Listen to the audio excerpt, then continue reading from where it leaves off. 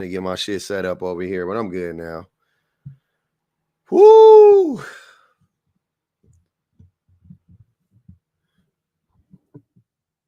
What Fat Man Scoop say? Breathe in, breathe out. That's what I gotta do.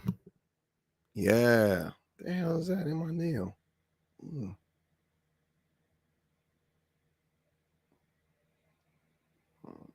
I gotta clean my nails 10 times a day. Keep these motherfuckers from not being dirty. Oh man. Yeah, what's good though, man? I hope everybody's having a great Monday. Happy Monday. Sorry I'm on so late. My wife called off today. She took a vacation day or sick day or whatever you want to call it, and we hung out. So there's that. We've been in the streets doing grown people shit. Ooh. Yeah. But I hope everybody's rocking out. I hope everybody's having a great day. We in this thing now.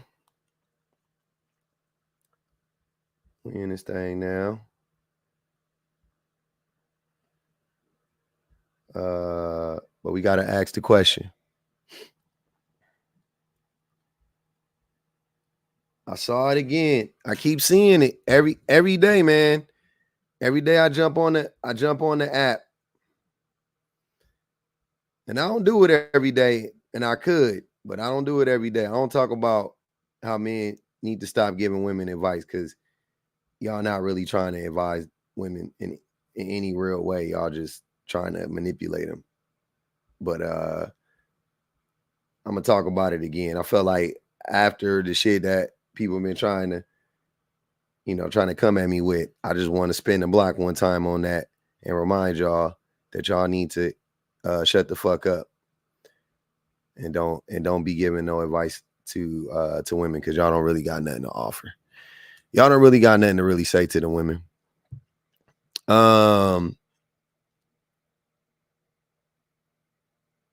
Okay, I'll check it. I haven't seen it.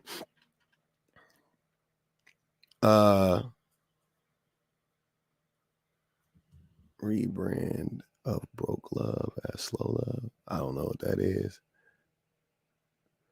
But here we are. Definitely. No NFL cap. What you talking about? Oh, football hat? Nah. Not today. We going with that old Knicks. That knick-knack paddywhack. Not every dude is a manipulator, bro. And personally, I feel like that's an attack on my intelligence. What does that have to do with me? Cause you be giving women advice? Are you think you be giving them advice? What advice do you be giving women? I would love to. Any man that disagrees, they'd be like, no, I'm not a manipulator. Okay, cool. Then what advice do you be giving women, and for what reason? What advice do you be What advice do you be giving women, and for what reason? I'm curious. For real, me too. I see you, Kendall. That's what I want to know. What up, Styling Twins? Because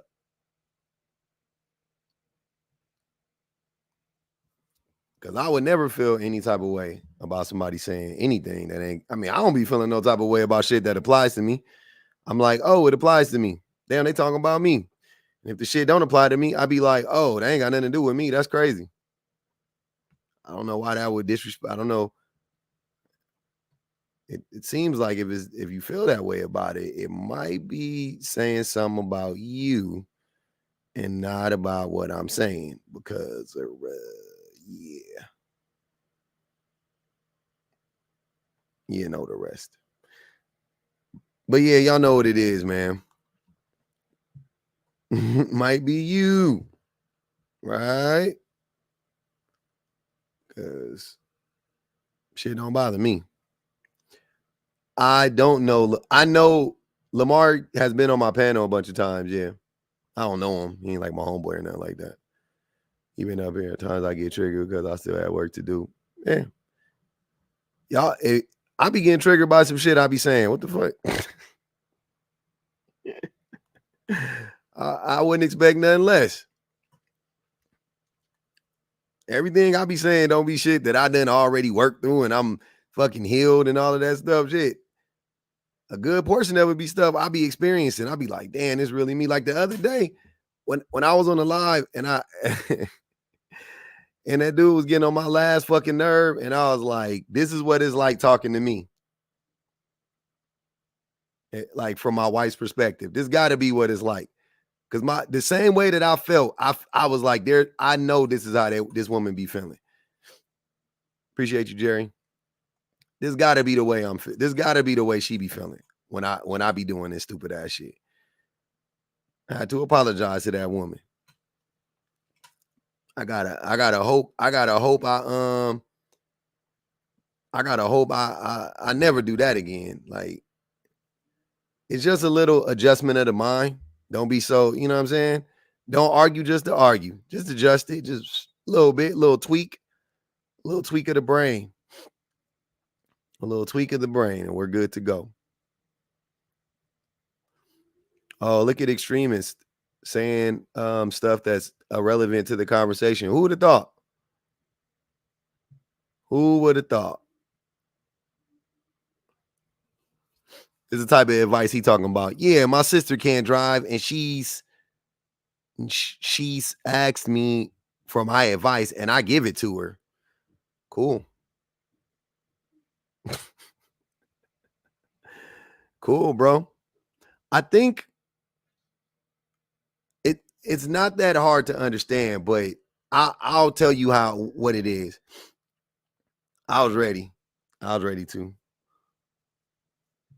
Both of which are created by men. What is wrong with y'all, man? What's up with this fake deep shit? You dumb and poetic niggas always saying some shit that ain't got nothing to do with nothing.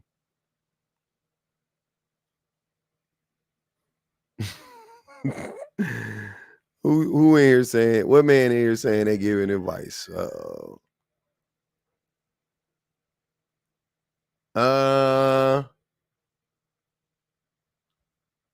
don't know about that one, Edwin. Even when women ask me for advice, I try my hardest not to give it to them.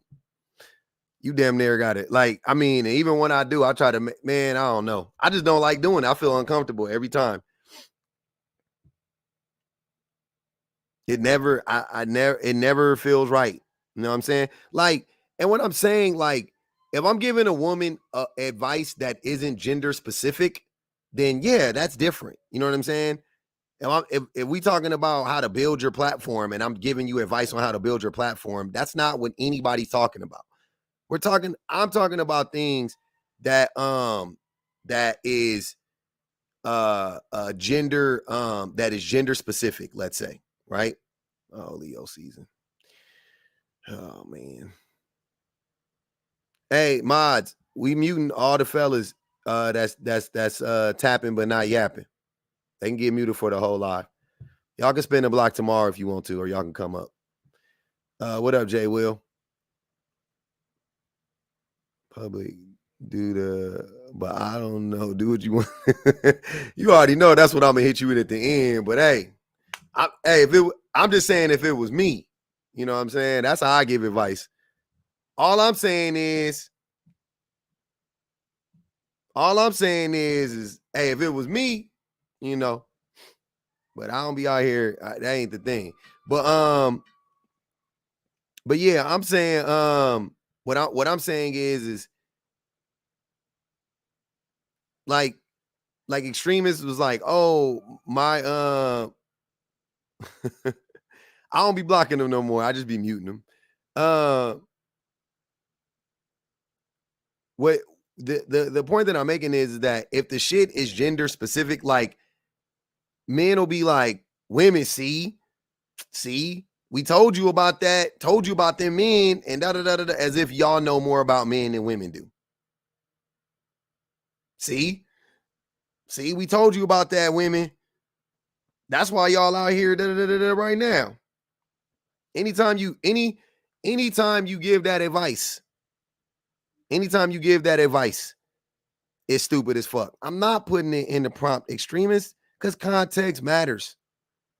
Why would you think that I'm talking about a specific type of advice? Why do I need to specify every type of advice? In general, I do think men should stop giving women advice in general.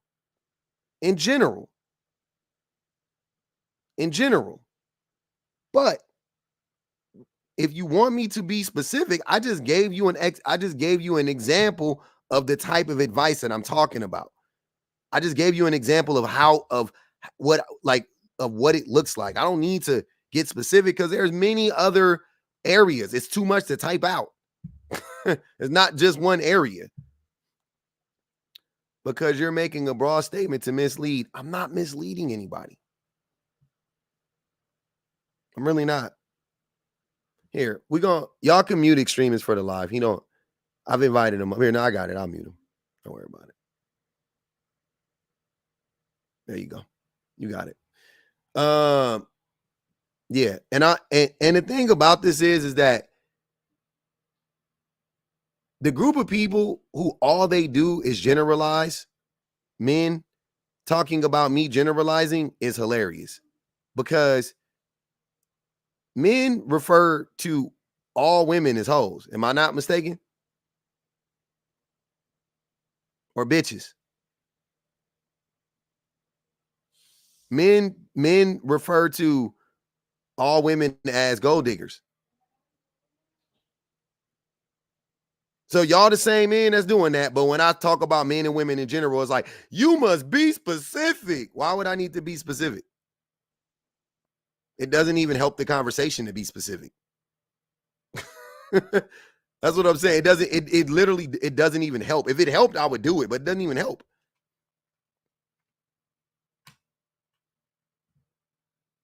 Women are hoes. Every woman that got a BBL, she just for fun. She's not serious. Every girl got an OnlyFans now. Every girl want to be an Insta model. Is that not what they be saying? Am I tripping? Oh, okay. Oh, okay. I had thought it. I thought that was y'all.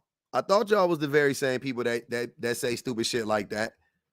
That's why I be kind of like scratching my head when y'all be coming in here on that, like, but not all, and be specific. Now you want to be specific. Now you want to be nuanced. Interesting.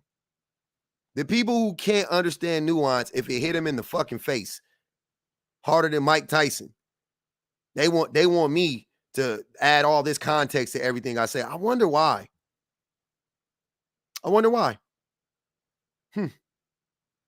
I'm very curious. Why do you guys need me? Why do you guys need me?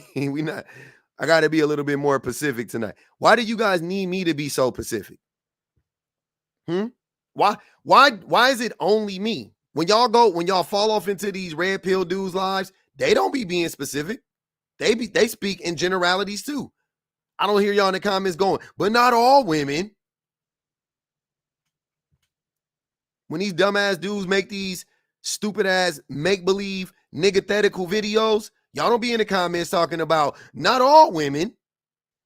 I ain't never seen a not all Negro jump in the comment section and argue with a man about a video he made about a woman. I never see y'all. Y'all never show up to the party. But y'all find a way to neander y'all ass over here and be like, but not all, public. Leave room for men like me. And then I go, well, are you that man? And we start questioning you, and come to find out you're actually not that fucking guy. Wouldn't you know it? It's always your cousin or your brother or your somebody that knows somebody that knows somebody that's a good guy. It's never you. You're always talking about the proverbial good guy that doesn't exist. Right? Ain't that crazy? But it's never you, conveniently. It's never you. Why did your baby mama leave you? I don't remember. Oh, well, you know, I was working 17 hours a day. Oh, so you was neglecting her? I mean, no. Bet. And then y'all be the same motherfuckers that be in my comments on my videos talking about, oh, you just like the rest of us.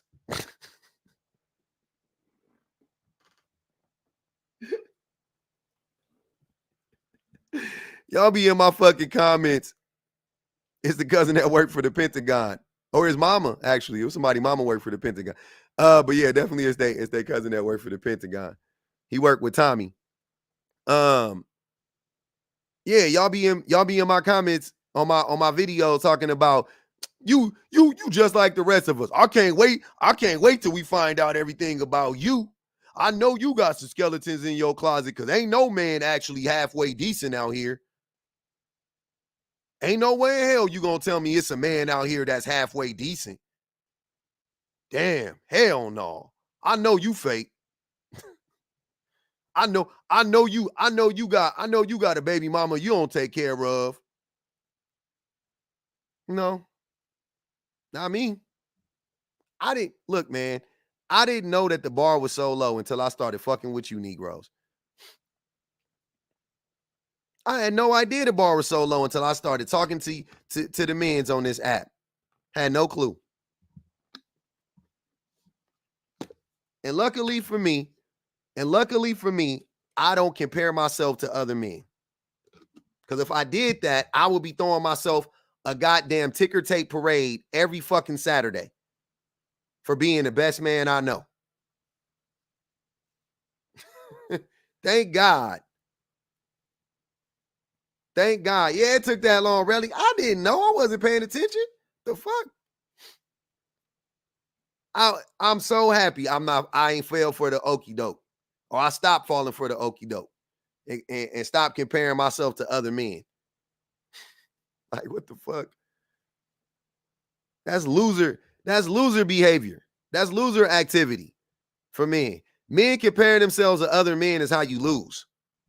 That's why a lot of y'all losing right now and already lost in the sauce because you comparing yourself to a man that ain't never had to do nothing. You comparing yourself to a man that ain't never been challenged, ain't never had to respond to a challenge. Nothing. Like absolutely nothing at all. You know what I'm saying? Shit is wicked. What up, Frankie? How are you, brother? I want to piggyback off of one thing you just said, man. You know, it's always these Negroes that say, like the sisters in the comments are saying, not me. And keep in mind, brother, these are the same Negroes that will do 20 years in prison for their homeboy for something they didn't do. They just now, if we both get caught, ain't nobody snitching on nobody. We both did the crime. But when it come to disrespecting a black woman, they the first one to snitch. It ain't me. It's the other Negro. Well, hold the hell on, brother. You were just the same Negro in the hood talking about we all going down. We all did it. But when it comes to disrespecting a black woman and another man pointing it out, brother, we disrespect black women. Oh, not me. Ain't that something? We the most tap. I told you, but that's why I call them tap dancing Negroes, man. The tune changes and the tap dancing changes. Ain't no snitching until it come to holding yourself accountable. Then it's everybody else. Everybody for themselves. When it comes to sisters saying, brothers, I need you to treat me this way, you know, all of a sudden she's masculine, but your homeboy who was getting ready to tell on you that you did 20 years for, you know, ain't nothing feminine about him. Ain't nothing. I'm telling you, brother, we are the most hypocritical of races as far as black men. Oh, that's a tough one, Frankie. Damn. Brother, I can't speak. Look, let me tell you why I say that. Because as I say on my lives, for some black women, of course not all, but for some black women, if you look at the objectification of what they went through in slavery, tell me that a lot of sisters won't hop on here right now and say they experienced the exact same degree. Oh no, yeah, no doubt about it. No doubt about it. Yeah, no doubt about it. So the only thing that has changed is the color of massa. Massa went from being mayonnaise to black. Mm-hmm. Right? It's the same disrespect, because what he used to do is what a lot of Negroes do, but we do it with a different comfort, right? So he would go pluck the sister in the field, do with her what he chose to, and then send her out to the field, right? So a lot of brothers, what they do is they blame, right? They blame the sister for the trauma she receives. Well, she chose me. Mm-hmm. You know what I'm saying? Like, she knew what she was getting into when she came to me. Blah, blah, blah. Like, this is the shit we say to black women. You knew the trauma I was getting ready to cause you. You knew I was getting ready to give you 3 babies and abandon your ass. Yep. And you still chose me. Choose better.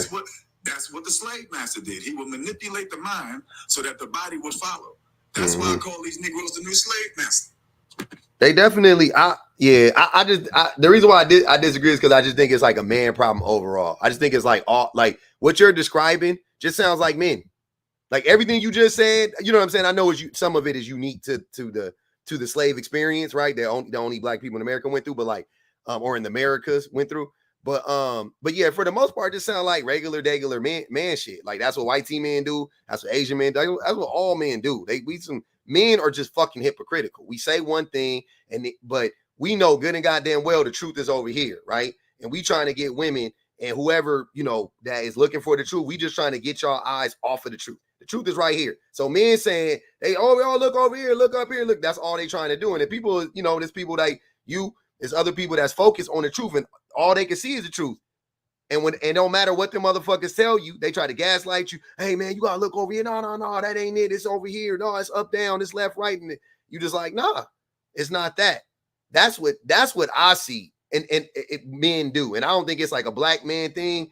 And it's not an American thing. It ain't a Western man thing. It's just a man thing. It's just that's what men do. That's what men do. That's what men have been doing for 10,000 years. 15,000 years, like gaslighting the world when it comes to this shit is wild. You know what I'm saying? The reason that both of our platforms, in my humble opinion, are necessary. So I like to focus singularly on our community because, as Malcolm said 40 years ago, the black woman is the most disrespected woman, and that has not changed. Right? Since the time of me being a child to being 44, the disrespect has only become more hidden than it used to be. I believe we disrespect black women by telling them we love them and showing them no action behind it. So I tend to focus on our community because that's where they usually reside at. That's where their children reside at. And that's where their unsafetyness resides at. But yeah, you are right. We as men collectively use power and control to manipulate the continuation of that power and control. And I'm going to land the plane, brother. But for most of us brothers, I'm not even going to use the word most. I'm going to be kind and say far too many of us, we idolize to be that which we claim oppresses us. And I'm gonna say most then if you go. We really do idolize the very being, the very force that we claim oppresses us, and we try so much to be like that being. And I think if we shut up, right, which is the one thing that the black man can't seem to break up with. He don't have a problem breaking up with his children. Yeah. He don't have a problem breaking up with his woman. He don't have a problem quitting a job and being out there unemployed. But the one thing he can't seem to get rid of is his ego. Shit. Oh, the black man can't seem to file that divorce paperwork for that ego. He can't seem to make any payment on that ego support. Right? So once we get rid of ego, we're able to listen to what women have to say about why they feel in danger around us and not always assume that the danger comes from the person she's speaking to. Yep. It's just coming from the group. Just coming from the group, brother. That's what they don't be understand. That's what I be trying to tell them. I'm like, y'all be taking this shit so personal, which makes me think you are actually personally a threat. You know what I'm saying? Like, because I don't take none of this shit. Well, that's a lie. That's what I'm saying. Some of the stuff is personal. Some of the stuff I actually do. Some of the stuff I've done. You know what I'm saying? Some of the stuff most men have done. So yeah, I take accountability for that shit. Like, yep, I did that, or I'm doing that, and I'm working on that. Or I used to do this a lot, now I do it. Like, whatever, right? Cool. But I be just talking about as a class. I'm like, men as a class need to stop doing X, Y, and Z. Men as a group, we need to stop doing this to women. We need to stop abusing women. We need to stop abandoning the kid, whatever, right? And then here come 50 dudes like, not me, not all, not, and I'm like, okay. Did I say it was you? Like, I don't know you. Who the fuck are you? I never said it was you. So why are you feeling so attacked by some shit that I didn't, unless I put your name on it, why do you think it applies to you? Unless it does. And you know what's crazy, public? You know, most brothers that do that, they don't even understand. You know, if a brother joins your panel and you ask a generalized question about men's behavior, and their first response is not me, and let's say that man was single, he doesn't even realize how he just removed himself from eligibility. Because what women are saying when they say that they feel in danger and they choose the bear, speaking to a child, you have to speak to some of these men like they're a child. And I had to explain to them, she's not choosing the bear because she had nothing better to do. What she is saying to us as men is she knows already the inherent danger that the bear comes with. She knows that the bear most likely will maul her, right? But the bear is not deceiving her that he is a bird, right? The bear ain't trying to pretend that he's something other than a bear. And then he gonna attack her. He gonna just attack her straight off. So she would rather go smooth at the danger, knowing what she headed into, as opposed to dealing with a manipulating, this condescending, lying bastard for 20 years, right? Which is usually us. That usually comes with the relationship of being in relationship with a man. We come with some kind of trauma that we either about to give you, gave you, you know, or shit. And it's both hard, of them. Both of them. It's hard for some of us to just sit down and be the man to the woman we claim we want for our daughters. It's not that. I started changing my behavior, brother, when I looked into my daughter's eyes, and I wanted my daughters to marry a man that I could die peacefully, knowing that that's who they ended up with. I couldn't want for them what I could not give my wife. Yeah, fair enough. Yeah, my shit. That difficult. Very, it wasn't that difficult. Very similar, but not with a daughter, just with my sons. Like, I was just like, I can't be out here expecting my sons to be like X, Y, and Z, and I ain't. You know what I'm saying? Like, I'll be. And anybody got kids, you just in general. That's how I move in life. Like, that's why, like, with integrity, like, that's when I really started getting into like being integrous. You know what I'm saying? Because for some reason, I just always believe that, especially children, they could sniff out if you really ain't that nigga. You know what I'm saying? They're, you know, if you would do as I say, not as I do type of person. You know what I mean? So when I be in the world or whatever the case may be, and somebody want to be disrespectful or whatever, you know, I try to handle it the way that I want my son to handle it. You know what I mean? If I'm at work and I'm feeling like I'm not getting my dues, you know, I go in there and I advocate for myself the way that I want my son to advocate for himself, you know, so on and so forth. So I try to do a lot, you know, for my kids' sake, kind of like, I'm like, yeah, bro, I gotta be a better person. And a part of that was treating my wife, you know what I'm saying? Treating my wife the way that she deserves to be treated, so that my sons could see that and be whole human beings, you know, because a lot of us don't get that opportunity. We you got your daddy in the house, and the whole time your daddy and your mama never got along.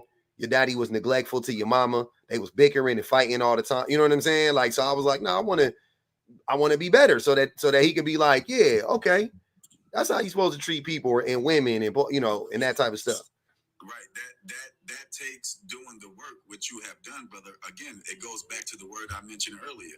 You and I had to go through the process of removing ego, right? Because we had one way of thinking of being a father. I'm gonna raise my kids this way, this way, this way. But then reality kicked in. So Jazzy. And societal norms wasn't necessarily the norms we grew up with. And we had to adjust. And most black men refuse. They refuse to acknowledge that their mama struggled.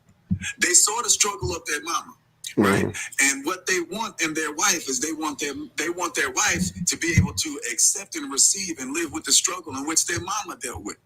They want that strong. She telling you, brother, that she doesn't want to be as strong as your mama had to be, right?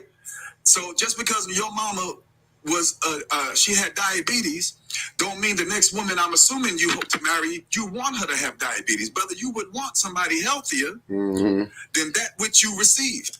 So most black men, again, we can't move out of our own way to listen to even another black man, because brother, the attacks that you've been getting lately, brother, you know, I've been doing this a long time, and when we first met, brother, I told you it was coming. And I told you that it was going to come strong, and they were going to attack your family and your character, and to keep your head high, brother, because I don't mind being called every panderer, every simp, super Negro simp.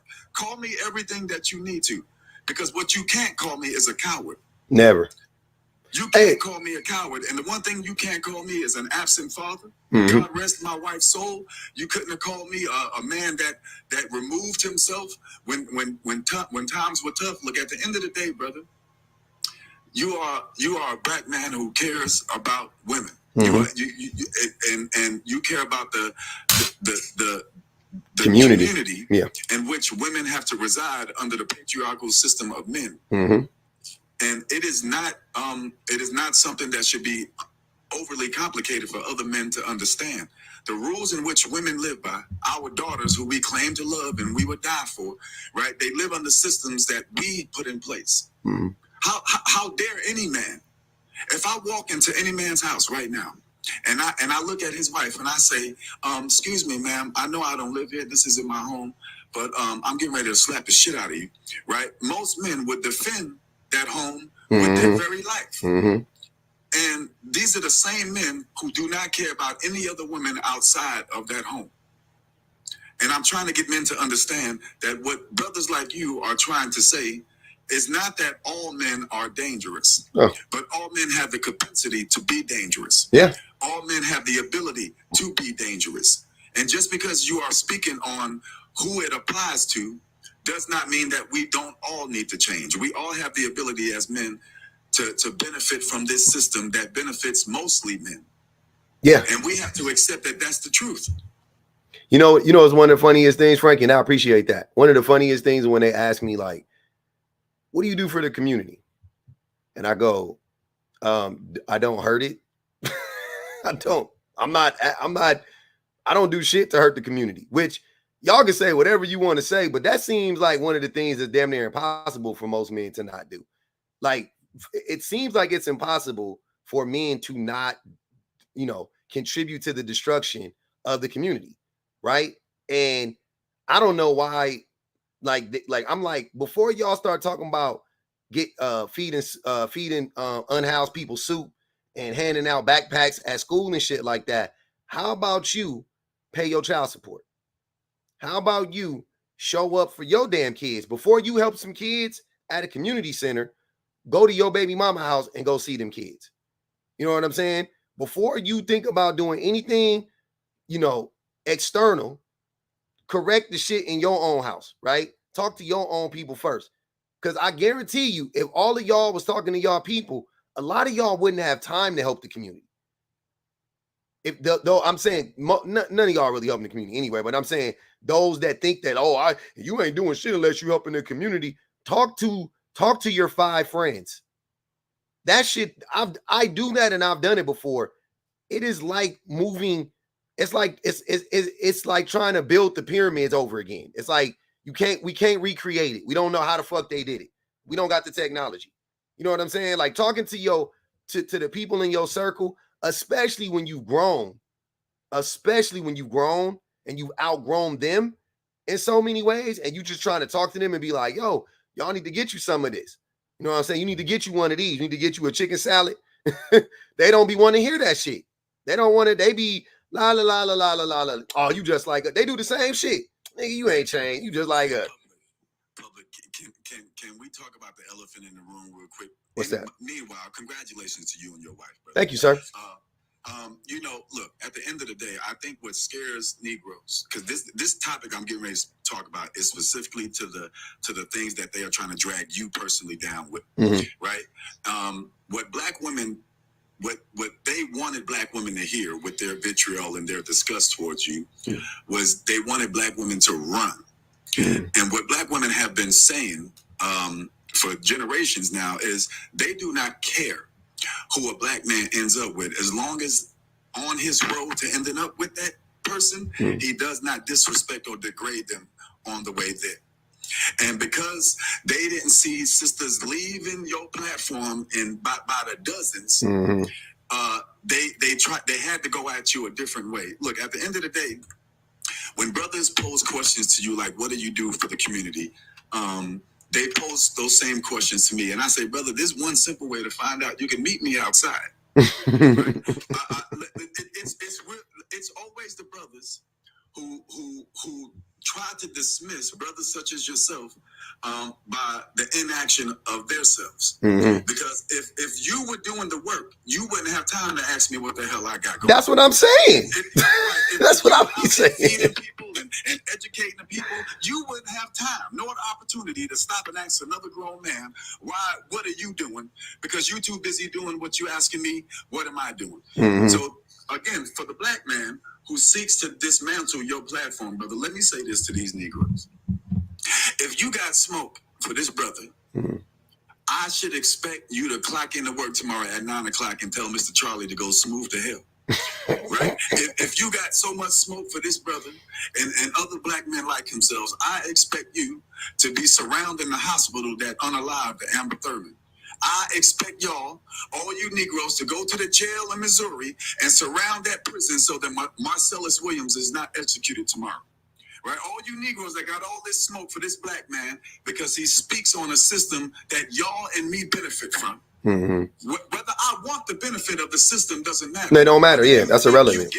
Right. Whether you think you participate in it, Negro, does not matter. You do. Simply for being a man, for being a male.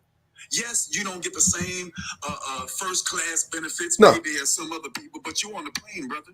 You still on the same flight he on, going the same direction. And all women are saying is they are tired of being the fuel, the jet fuel, to hold that plane in the sky. That's all they saying, but they're not asking you to be the pilot. They're not asking to sit on your damn lap so they can go on a journey with you. They are simply saying that on your journey, you are hurting them.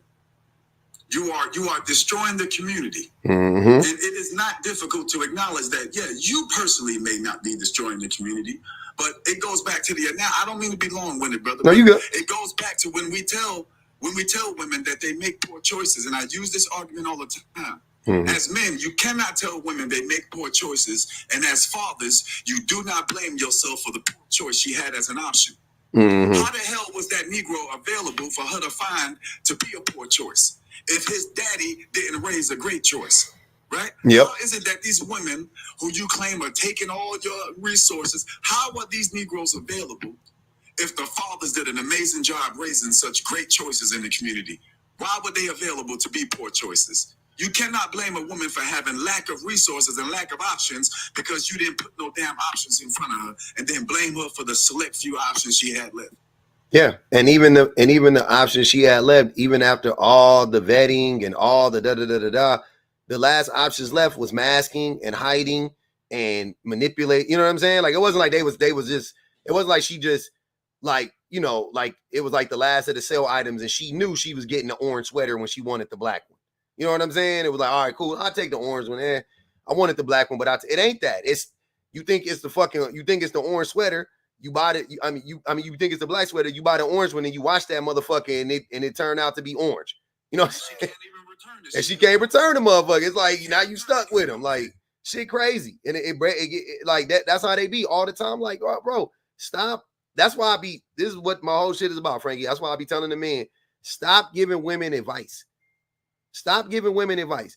Give yourself advice. Give your friends advice.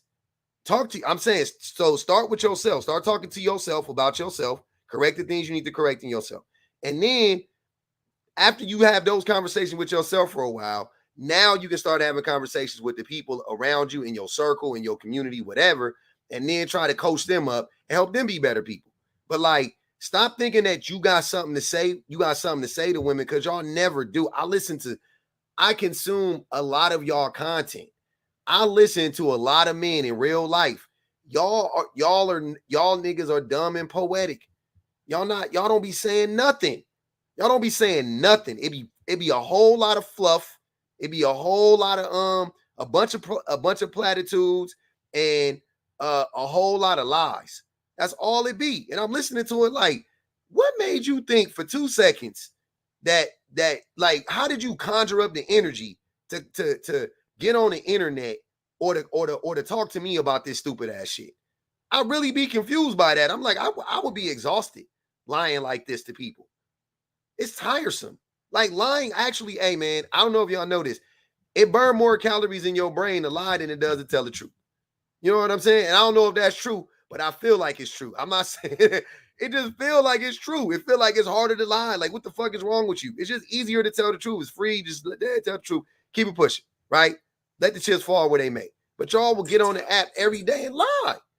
It tells you everything that most men got upset that the YT man put Diddy away, as opposed to being upset at all the Negroes that was in Diddy's vicinity for 20 years that never chin checked him. All the black men that had to see and be a part of, and as he was take that bad boy, all the Negroes that was dancing and splashing baby oil all over the place. Dollar Tree ain't had a bottle of baby oil in 15 years, and ain't nobody asked no questions. And then the moment the YT man came and got their Lord and Savior, all of a sudden every time a black man gets caught, brother, ain't it some kind of conspiracy? Every time. It ain't never about the victims. It ain't never about the destruction he caused onto the black woman and to the black boy. It's always some conspiracy. Well, you know what they say, Frankie? They'll be like, yeah. That was bad. We know, yeah. I mean, I don't agree with what Diddy said, but the white man putting the baby oil shit out there was I'm like, nigga, get over it. How did 1,000 bottles of baby oil become a felony? Like, I'm like sitting there like, nigga, you should be locked up for having any nigga house I walk into that got 1,000 bottles of baby oil. I'm calling the police on them. I don't even know. I don't know what you did. Listen to what I'm saying. I don't know what you did. All I'm saying is, if I walk in your home and you got 1,000 bottles of fucking baby oil, I'm calling somebody. I'm gonna alert the proper authorities. Because I don't know. You better show me a whole left side full of ash. You gotta be the ashiest nigga on the planet. I need something. I need some justification. You know what's interesting though? It reminds me of the conversation when the whole thing went down with Just a Girl, and they started asking who can hold black women accountable. And I feel like the question now needs to be asked: who can hold black men accountable? Because when you commit a crime, you don't want the white justice system to arrest you. You don't want black women to say nothing to you. You don't want the victims to say shit about it. You don't want the community. When black men try to hold other black men accountable, they're called sense and panderers. So who can hold black men accountable? And they mind God, and they don't believe in God. So at that point, it's nobody. So like, that's the thing. Anytime, nobody can do. No one can do anything.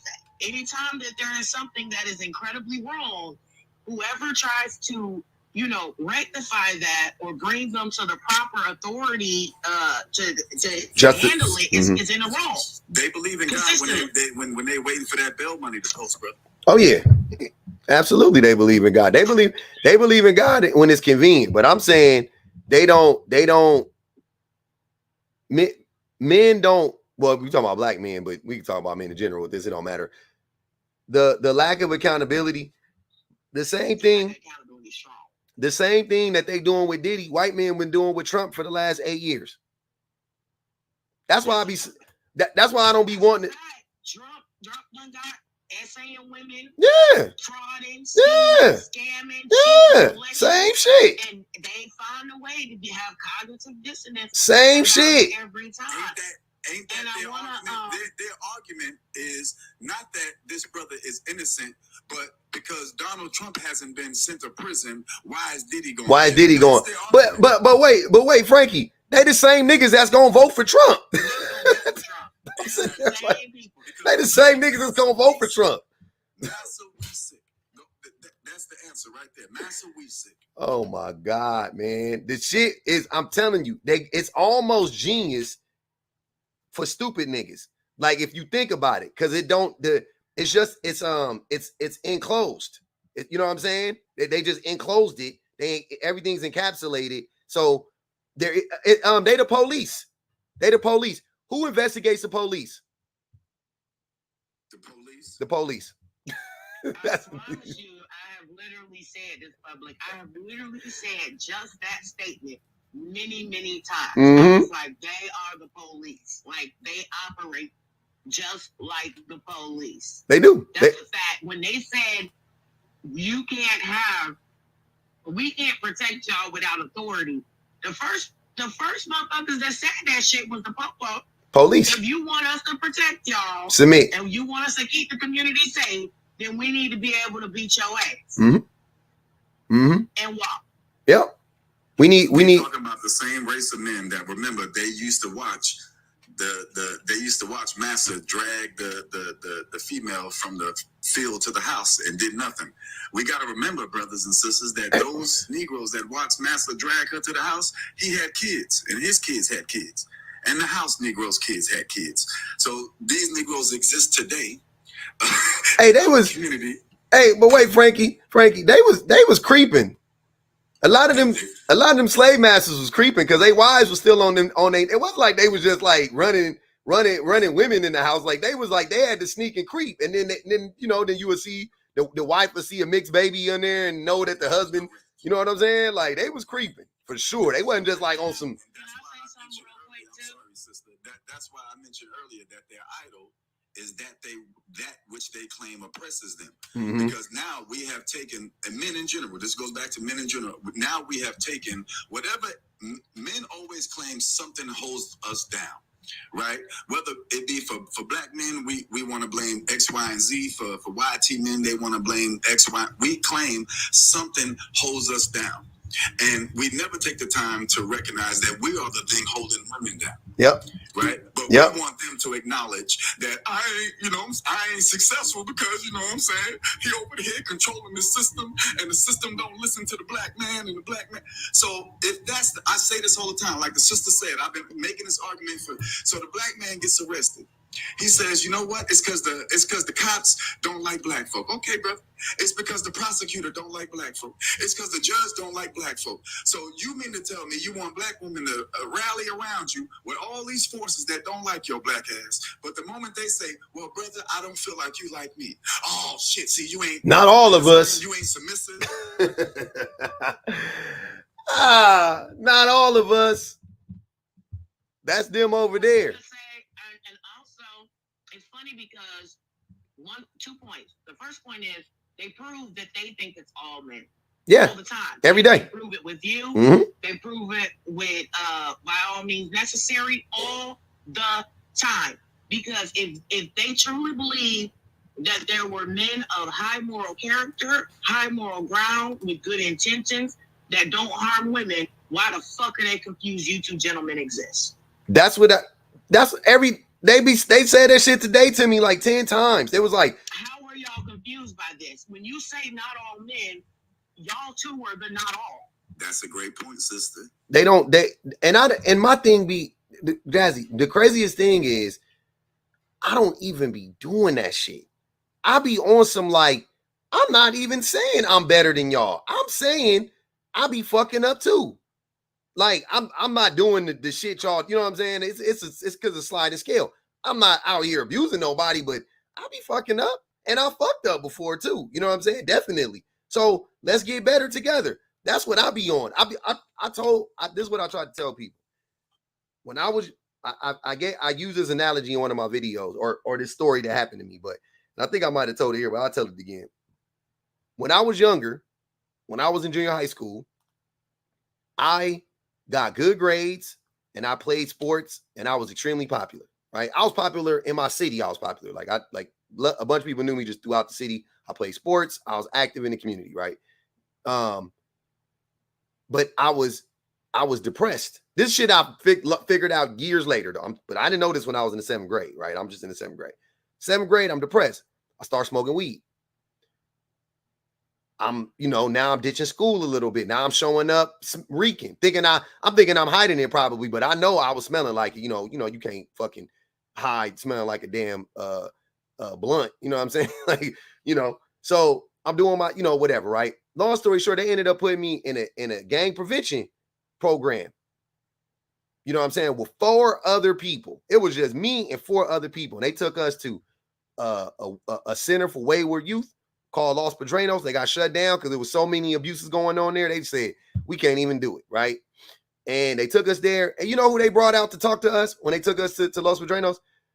They didn't bring out no white men in suits that never been to jail, that ain't never lived on the street to talk to us. They brought out prisoners. They did some scared straight shit. Yeah, they brought out prisoners. They brought out dudes 19, 20 years old talking about, yeah, I've been here since I was 12. I'm getting out when I'm 25. That's who they brought out.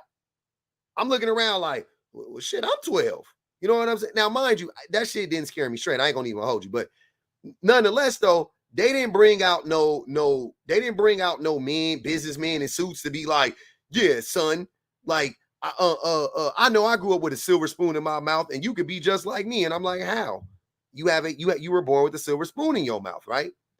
They brought out people that could identify with the conditions that I came from, right? And that because most people understand that is something that endears you to people a lot of times. Like, no, I am who you are, or I was who you are, and now I've grown a little bit, and you can do it too. But when I do that shit, they try to take it and like use it against me or something like that. Oh, he said he used to be abusive. Yeah, so that you can understand that you are probably abusive right now. Not to like, what are you talking about? I ain't got no cases, nigga. I wasn't going upside no women's heads. I was lying. I was manipulating. I was cheating. Batteries? Okay. I was doing all of those things. Oh, I gotta help Jax. He's mad at me. Okay. I get you some batteries. Are there batteries in here? Let's see. There's batteries in here. You want to take these? Okay. We'll take these batteries. I'm sorry, baby. You're so mad, huh? Your battery ran out? It was stressing you out, huh? You were so mad. Some of these Negroes need their batteries replaced. Not the batteries replaced. Chips? Oh, you want me to come? Okay. I'll be back. There I go help Jax. All right. We'll hold it down. Please. Let me know. Let me see what this baby doing. What you want, baby boy? Adorable. I mean, just the cutest thing. Oh my gosh. So cute. Now you gotta go get him some chips, y'all. But it's interesting that he has the topic, stop giving women advice. And I've always said, and I say it on my platform all the time, to women, right? A lot of times, I would say 95% of men that give advice to women should not. And why women should really use discernment in that is because men giving women relationship advice is a conflict of interest. Okay? It's a conflict of interest. Well, that's what I tell brothers that always seem to have their mouth open, either for the next man or for a woman. It depends on the shade of lipstick they have on that evening. Most Negroes that have their mouth dangling open. I ask brothers, how can you tell if you go bra shopping with your significant other, right? She can only ask you for your personal opinion looking at her. She's not asking you for your personal opinion based on how you wear your bra, okay? She's only asking how you see her in the bra, because you can't tell her, oh, mine fits me this way, because Negro, you don't wear bras, at least not if, that I know of. So, for any brother that would open his mouth to tell a woman, how to be and how to exist in his life as a woman or as a woman, we're hypocrites. Because we refuse to listen to you tell us what a man is described as you see it. We refuse for you to say what you want out of a man is this, you want him to come with this character and this moral and this. Oh, shit, you're asking for too much. So, again, When we blame women for making poor choices, we tell you that, well, you choose poorly. But then when you raise your standards, we say that you didn't move us out the equation because your standards are too high. You damned if you do. It's almost as if, like I said earlier, and with all due respect, it's almost as if most men want other men.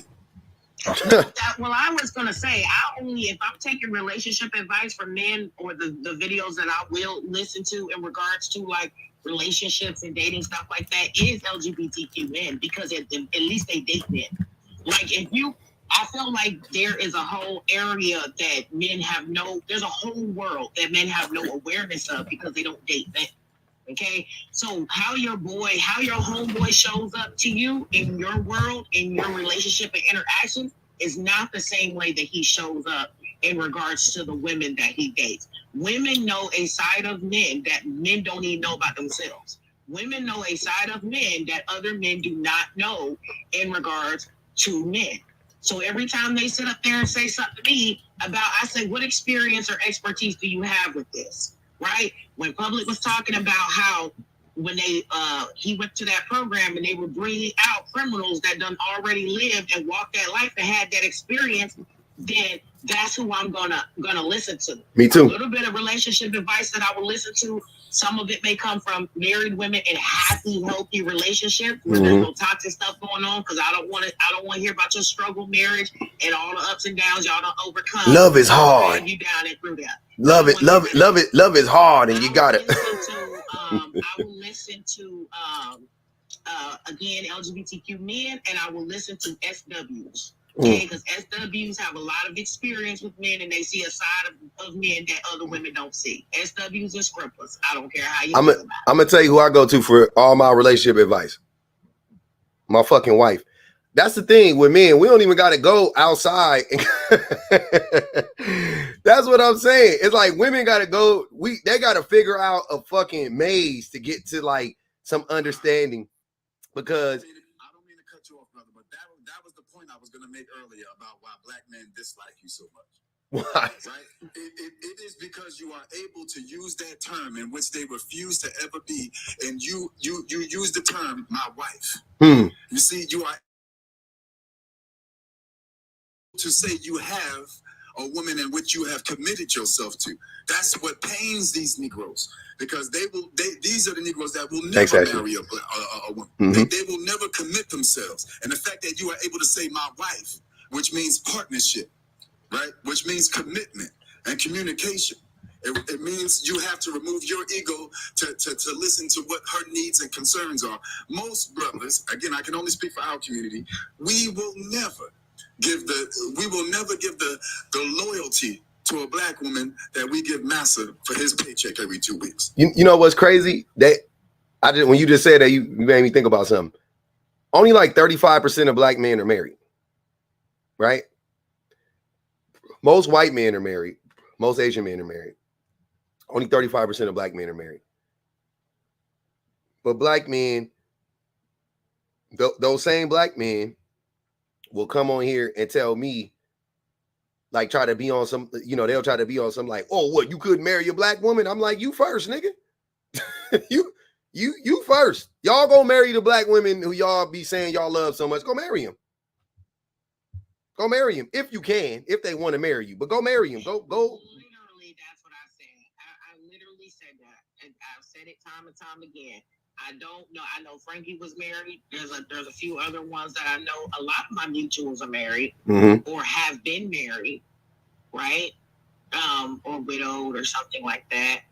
And I feel like that's bare minimum. When we get to the full totality statistics of it, only 48% of black men in totality have ever married, which computes to 9,600,000 black men. 9,600,000 black men have married at least once. And this is ranging from 18 to like 70. Yeah. Right? So the numbers are dismal, but they'll sit up here all day and talk about nuclear family and black family, this and that, and this, but you ain't even did the basics of nothing, in my opinion. They'll go out here and try to lead the community but can't show me anywhere that they can lead their life. They can't show me where they have attempted to lead a household. They can't show me where they have attempted to lead a company, a business, or anything. Themselves? Nothing. I just be looking. Nothing. They can show you how they lead relation. Hold on. I lead. Look, how I look at it is I be looking at. I don't give a fuck about none of that. I'm not like that. I don't be on there like, what you doing? What's in your wallet? Like, I don't give a fuck. You know what I'm saying? I just be looking at you because I'm not stupid, and I understand that 99.9% of us are just working class people trying to get by, right? And certain people are good at certain things, and certain people get involved in different ways, right? My grandma wasn't gonna fucking march. That wasn't the type of person she was, but she'll write a check. You know what I'm saying? She'll put some money in the collection plate for somebody, but she wasn't gonna take nobody into her house because she already had a house full of motherfuckers. You know what I'm saying? So I don't expect everybody to do the same fucking thing. Like, that shit is stupid. Like, we all like, everybody got to get up and do the same fucking thing. And if you're not doing this, then you ain't helping. Like, most of y'all that be out here on that, like, I got a mentorship program. All you doing is playing 2K with some kids. Y'all not doing nothing. You're not teaching them kids shit. I done heard y'all talk to them. Y'all niggas can barely speak English. What are you telling them boys? That degrees don't mean nothing. Education is overrated. It's just a waste of money. I ain't gonna have you out here disrespecting my education. That is going to be harmful to women in general. I'll tell you, one time I had this dude who was mad at me on panel because I was talking about how one of the things that I decided to do, which is controversial to males every time I say it, is that when I was raising my son as a single mom, I curated his environment of male influences. Mm-hmm. And this was at a time where they were like, you got to get him up under a man. If you don't get him up under a man, he's going to be soft, he's going to be sweet. I said, look, I want an empathetic individual. But the reason why I did that is because I peeped early on that misogyny, colorism, and sexism is passed down in the influences of men. So from men to boys, a lot of times when they're saying, and I've asked them, and I've had whole panels asking this, teaching my son how to be a man involves what? What proprietary thing do you have as a man that you can teach my son? Misogyny. Every time, ding, ding, ding, they never can answer the question of what it is. Because can I teach him good character? Yes. Can I teach him financial responsibility and leadership qualities? Yes. So what proprietary thing is it? Oh, you mean you? I thought you meant them. Like, can they do it? I was like, no, they can't do it. For me, these are the things that I can teach him. Mm-hmm. I can teach him how to train ball. These are the things that I can teach him how to do, right? Even some more masculine-oriented things, I can teach him how to do because my daddy taught me how to do it, so I can teach him how to do it. Mm-hmm. So what proprietary thing... That's you being combative right now. What proprietary thing is it that is so pressing that I need to get my son up under a man for him to learn? And they'll say things like how to interact with men. Which is weird. Which is weird because humans are adaptable. Humans learn things from being in various different situations. If you teach your son how to speak English, and you teach your son how to defend himself and stand up for himself, and and give him like knowledge of self, he'll be fine around me. You know what I'm saying? Like, he'll know. Listen, my son, and my fiance is right here. This about last year. My son, even when they were like, well, he's not gonna be able to defend himself, he's gonna be soft. My son has only gotten into one disciplinary issue one time, right? And being raised by a single mom. Mm-hmm. One time.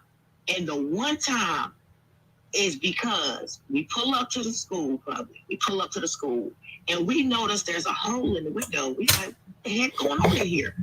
My son put another little boy through the fucking window because the little boy said to him that he was going to pew pew his mama, which is me, and him. He gonna come to his house and he gonna pew me and him. And then he said the little boy reached for his backpack. He didn't know what the little boy had in his backpack.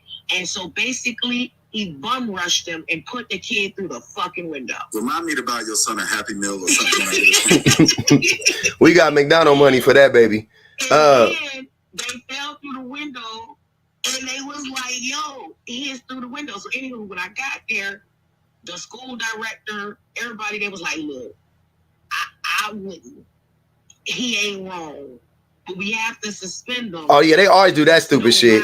They always do that stupid shit. I was in that situation. Always. I done it too.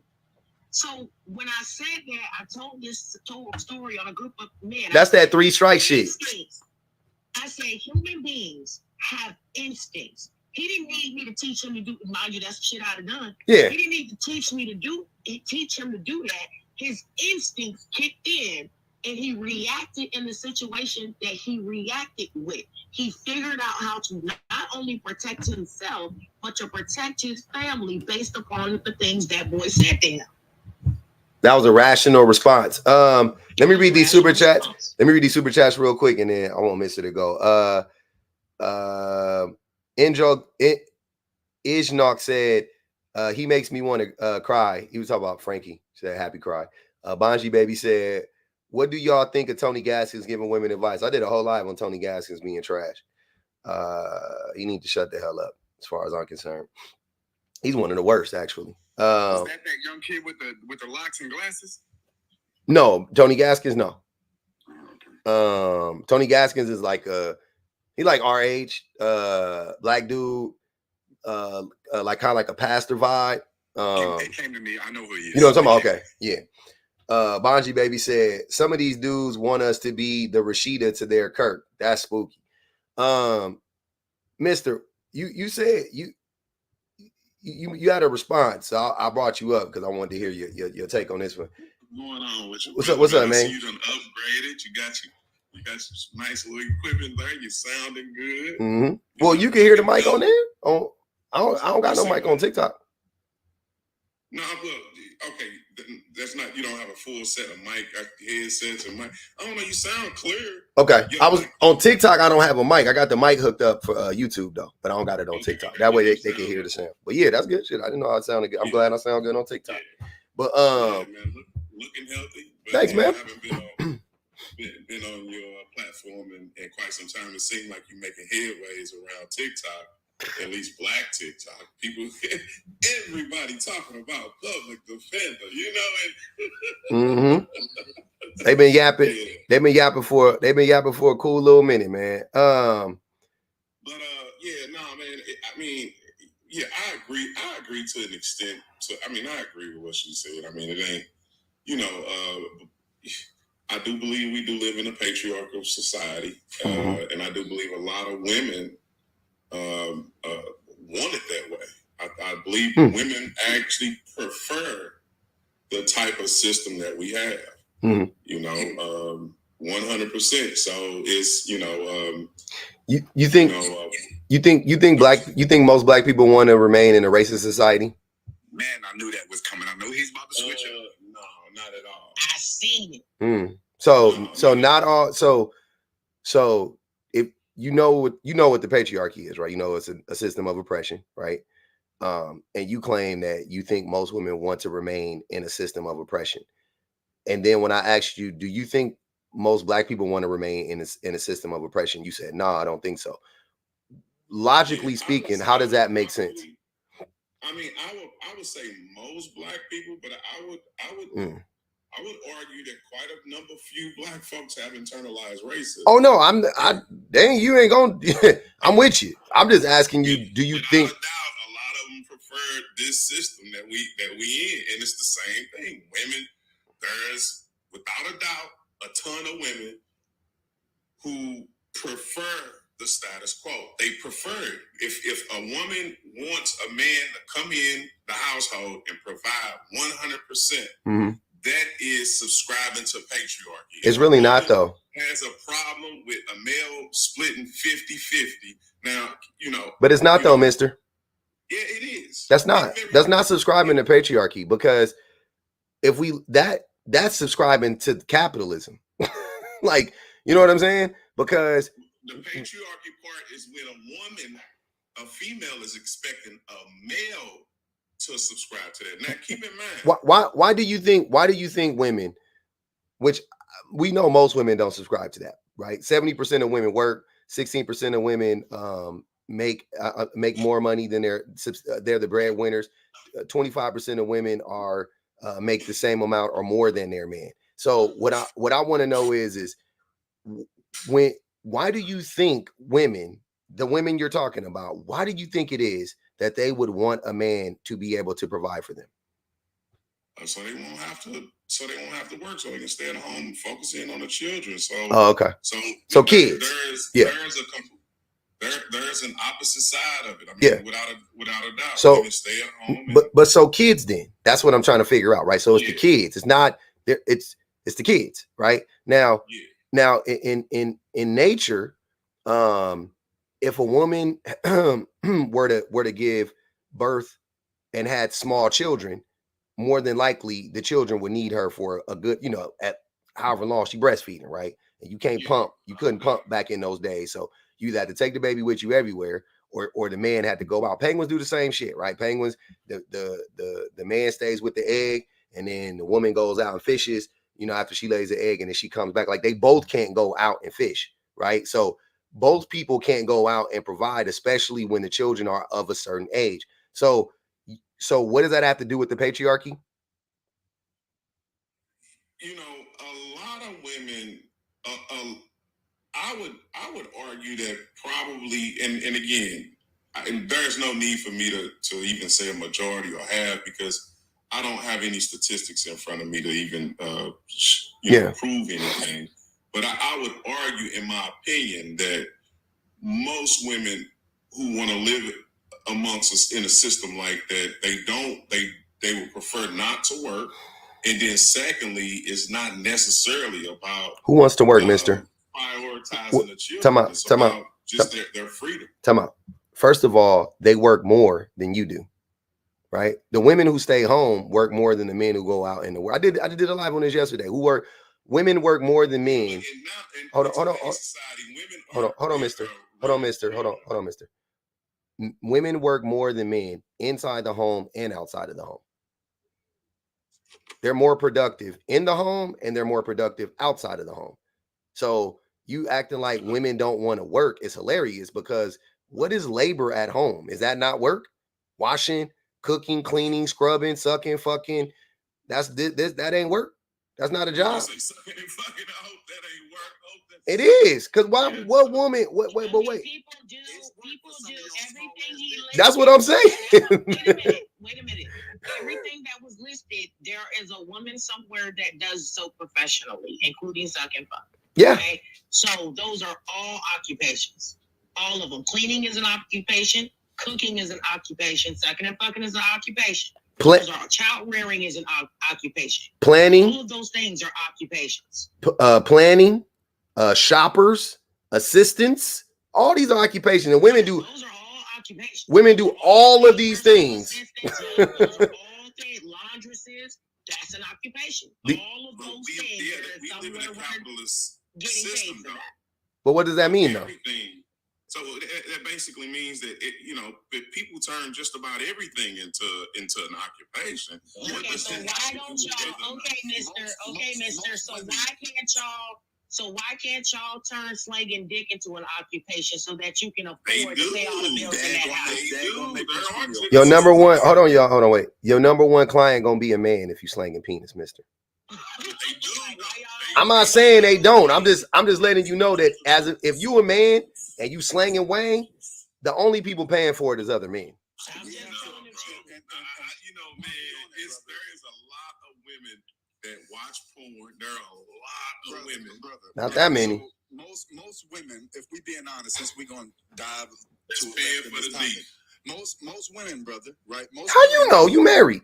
Most women, nah, bro. So hold on, brother. Hold on. Most women do not experience orgasm during sex. Mm-hmm. So it is in fact work to deceive your ass to think you doing something that you really ain't doing. So, you know, it is a job to have to tell you ooh ah every 5 minutes and look at your ass like she desirable. You know, and Frankie, Frankie, it's a job. It's a job for her to get wet for a motherfucker that's incompetent. That's what I'm saying. Like, that's what I was talking about. That's the work. The work is you gotta look and let this incompetent ass man that barely could fucking read his name on a box. You gotta let this man hunch on you and give you 10 minutes a wasted time, and you don't even get it. You don't get to come. He don't be intimate with you. He not doing that. You know what I'm saying? Like that. And you saying that's not work? I'm gonna tell the truth real quick. Can I say this, Mister? Let me tell you where I agree with you as the woman, Chris. Kate, is that you're right.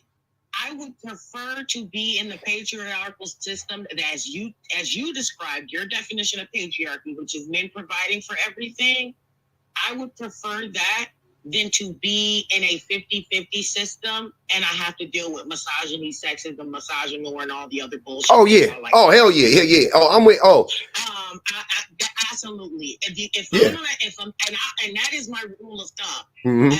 As a woman, and I am a black feminist. If I refuse to go 50-50 with a man who is literally freaking trash, who literally is going to be running around oppressing me, who is literally going to be running around cheating on me, mistreating me, emotionally, verbal abuse, all of that different bullshit, got me cooking and cleaning and doing all of that, there is no damn way that I am going to foot 50% of the bills and have to deal with all that shit there. There's no 50-50 is wild. There's no fucking way. If you can, a man that refuses to give me equality and equity, he will pay every damn bill in this motherfucker, and I will create some bills for him. Well, why can't a man? What? Period. My question to you, sister, is what is it that in a relationship?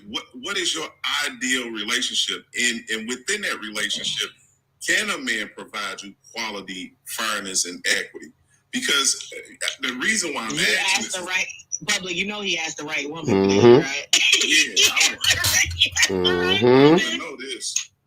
So I am actually currently engaged, and I am in my ideal relationship.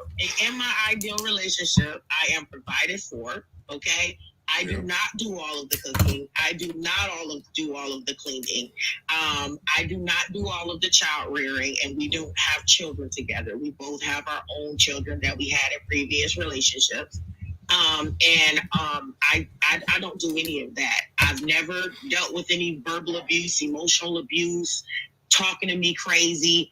I think the only thing where I've had to educate him on in regards to like misogyny is the word female. And just common conversation referring to women as females, because coming from like a military sort of background, they'll say females a lot. Mm-hmm. And I'm like, don't call women females. Women don't like to be called that. This is why, et cetera, et cetera. He said, oh, I didn't know that. And so basically he stopped calling women females. Easy enough. Real quick, I just want to point out the fact that what Jazzy is talking about is what Shira 7, that's her message. If you really like break down her message to women is these men really ain't shit. But if you're gonna be with one, you might as well get with one that's gonna pay all your bills to make it worth your while, because they're not gonna give you what you want because they can't love you the way that we love them. They're not gonna show up for you the way that we show up for them. And that is the tale. But and I didn't know, a lot of men was like, oh, you sound just like Shira 7. Like they were saying that to me, and I was like, I never really listened to her because I thought her shit was more like funny, you know what I'm saying, like tongue in cheek. And then I started hearing like more and more clips of like her not making, like calling dudes dusties and like clowning dudes, just like her just having like a real conversation. And I was like, oh, that actually, like, I hear what she's saying. You know what I'm saying? Like she actually is like, what's wrong with that approach? She just saying like most men, they're not going to show up for you. One of her claims to fame is, I just did a video on it, but she tells women, it's better if the man loves you more than you love him, right? And then she said that, and I had just got done reading an article on this study that was done on how basically that's true. And I was cracking up, like this is just her off the top though. This ain't even her. This is. Can I say something else too, Public? Yeah. And then for the ladies in the chat, I want y'all to person to one. My fiance loves Public's content. When Public was talking earlier in the conversation about how he used to do, fuck shit. My fiance used to do fuck shit. Mm-hmm. So when y'all were talking about like unicorn, we're talking about that growth process. It is a growth process. Like when we have talked, even with my theory in Public, when I said that what are men proprietarily passing down? Like what is the proprietary thing that men pass to other men? It being misogyny and sexism. And me and my fiance talked about that, had an honest conversation. He's like, I'm too old to manipulate bullshit and do dumb shit at this point, right? Now, yeah. He's like, that is what they pass down. They absolutely teach you misogyny. Men, he says, men are respected for disrespecting women. Men don't get brownie points for caring about loving women and being compassionate and treating their wife. He said, you come and men clock you, treat your woman appropriately. They're like, she got you by the balls. Every time. You whipped, you this, you that. And they'll even goad you. They will try to goad. That is in all social classes. Things that will cause contention and tension in your relationship. Yep. They will do certain stuff to press certain buttons or influence you in this way or that way. It's a lot of peer pressure, and it's not socially acceptable in a lot of male circles to actually like your wife. Men think that you're an extraterrestrial being if you like your wife. When you tell your homies, you want to go spend time with her, you want to go do stuff with her, you want to leave the football kickback to go hang out with her. Yes, I do. I enjoy being with her. When you tell your homies that you got to check in, or you tell your homies you about to go home, you know what I'm saying? It's getting kind of late. I got to go home and make sure, especially when I was younger. Oh man, she got you by the balls. Woo woo woo. Dudes come in my live every day and be like, "Oh, you do everything your wife tell you," and I'll be like, "Yeah, why? Why not?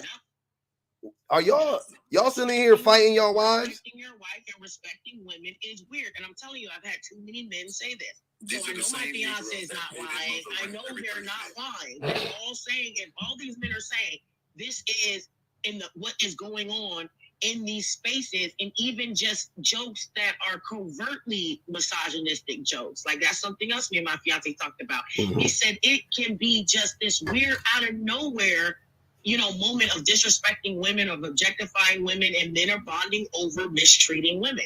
He said that misogyny, because this wasn't my first saying it, but I did get this from my fiance. He said misogyny is the great equalizer. Misogyny is the thing that links men regardless of race, class, or creed. Yep. That's what you already know that's my thing. That's where you will see black men and white men and Asian men and Hispanic men and rich men and poor men and attractive men and ugly men. They all converge at the crossroads of misogyny. We love that shit. Oh my God. We eat that shit up. Get the clown. Oh, my old lady, the ball and chain. Oh man, yeah, man. I had to call, man. She was in there. I was like, bitch, don't be talking to me like that. But you said it though, right? But you said it though. Yeah, I told her. I said, bitch. Not me, brother. Not me. I wanted the good Negroes. But you said it though, right? But you said it though. Any man that says that he didn't have to unlearn misogyny and he's touting himself as a good person, I don't fucking believe him. Never. I'll tell you the truth. Because any guy I know that really started like unpacking, and we're talking about getting on like that healing journey, because women have things we unpack, and women admit we have to unpack internalized misogyny. Any man that sits up here and talks about his growth journey and does not talk about unpacking misogyny and seeing how women are mistreated. And I'm gonna tell you the spark that led my fiance to unpacking misogyny is when God blessed him with 4 daughters. He unpacked misogyny, colorism, all kinds of shit by seeing the way that the world treated them and seeing the world through their eyes, by witnessing their life from start to finish. That's why I tell these dudes, raise your kids. Actually be in your kids' lives. They'll teach you.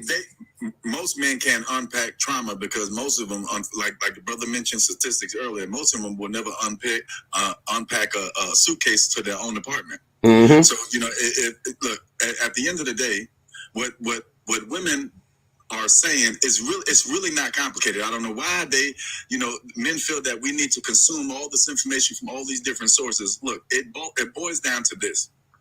Most of us, unfortunately, were raised by single mothers, not myself. right? I was a misnomer raised by neither parent. But most of us brothers, unfortunately, have been raised by single parents, as far as the statistics point out. And you would think that all the trauma you saw your mama go through with, if she was dating and she was never able to settle down, all the men that came in her life that you looked at and you couldn't stand that man, the way he treated your mama, the way he talked to your mama. He ain't your daddy. How could he disrespect your mom? And then you grow up to become the exact thing you say you hated. To me, you are a hypocrite of the worst kind. Because if you can, again, like most black men that end up in situations where we deal with law enforcement, one cop beats your black ass, what we do, we hate all cops. Because we assume the next interaction will be just like the last interaction. And that's what you do for black women. One sister may have told your ass that she didn't want to date your pimple-looking ass back in middle school. And then all of a sudden, you hate all black women for all days of the rest of your life because one sister told you, brother, take your ass back to where you came from. It don't even be that, Frankie. That be the, and it do be that sometimes, but like, it don't even be that bad. Like, it don't, like, because I've asked them when they said that, oh, you know, the women, and I'll be like, you know, we be up here talking about men and women situations. They talking about fucking high school. And I'm like, oh, okay, well, what happened in high school? Oh, I can't get into it. Like, the shit never even happened to them.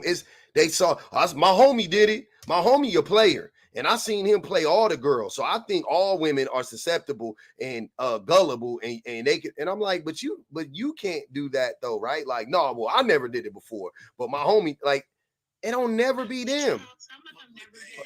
Hold on, y'all. Wait. I'm sorry. Go ahead, Mister. I wanted to get Mister in here real quick. Yeah, no, I was thinking about what y'all was just talking about, and I would to some degree agree with that. I would even go as far as saying that darker skinned blacks kind of have it the worst in that arena, where, you know, when you're going back in high school and being rejected and having having those issues. But I have a difficult time understanding the concept of, that all men operate in this, and me too. I happen to believe that it's socially. Me too. Social classes. But wait, I have a hard time believing all men operate in this too. That's why I don't say stuff like that. Who believes that? Who believes it's all men? I don't. Yeah. I mean, not even I won't say it, not a majority. It's definitely the majority. Definitely. It's definitely the majority. Without a doubt. So that's my thing. Why is that so hard to accept?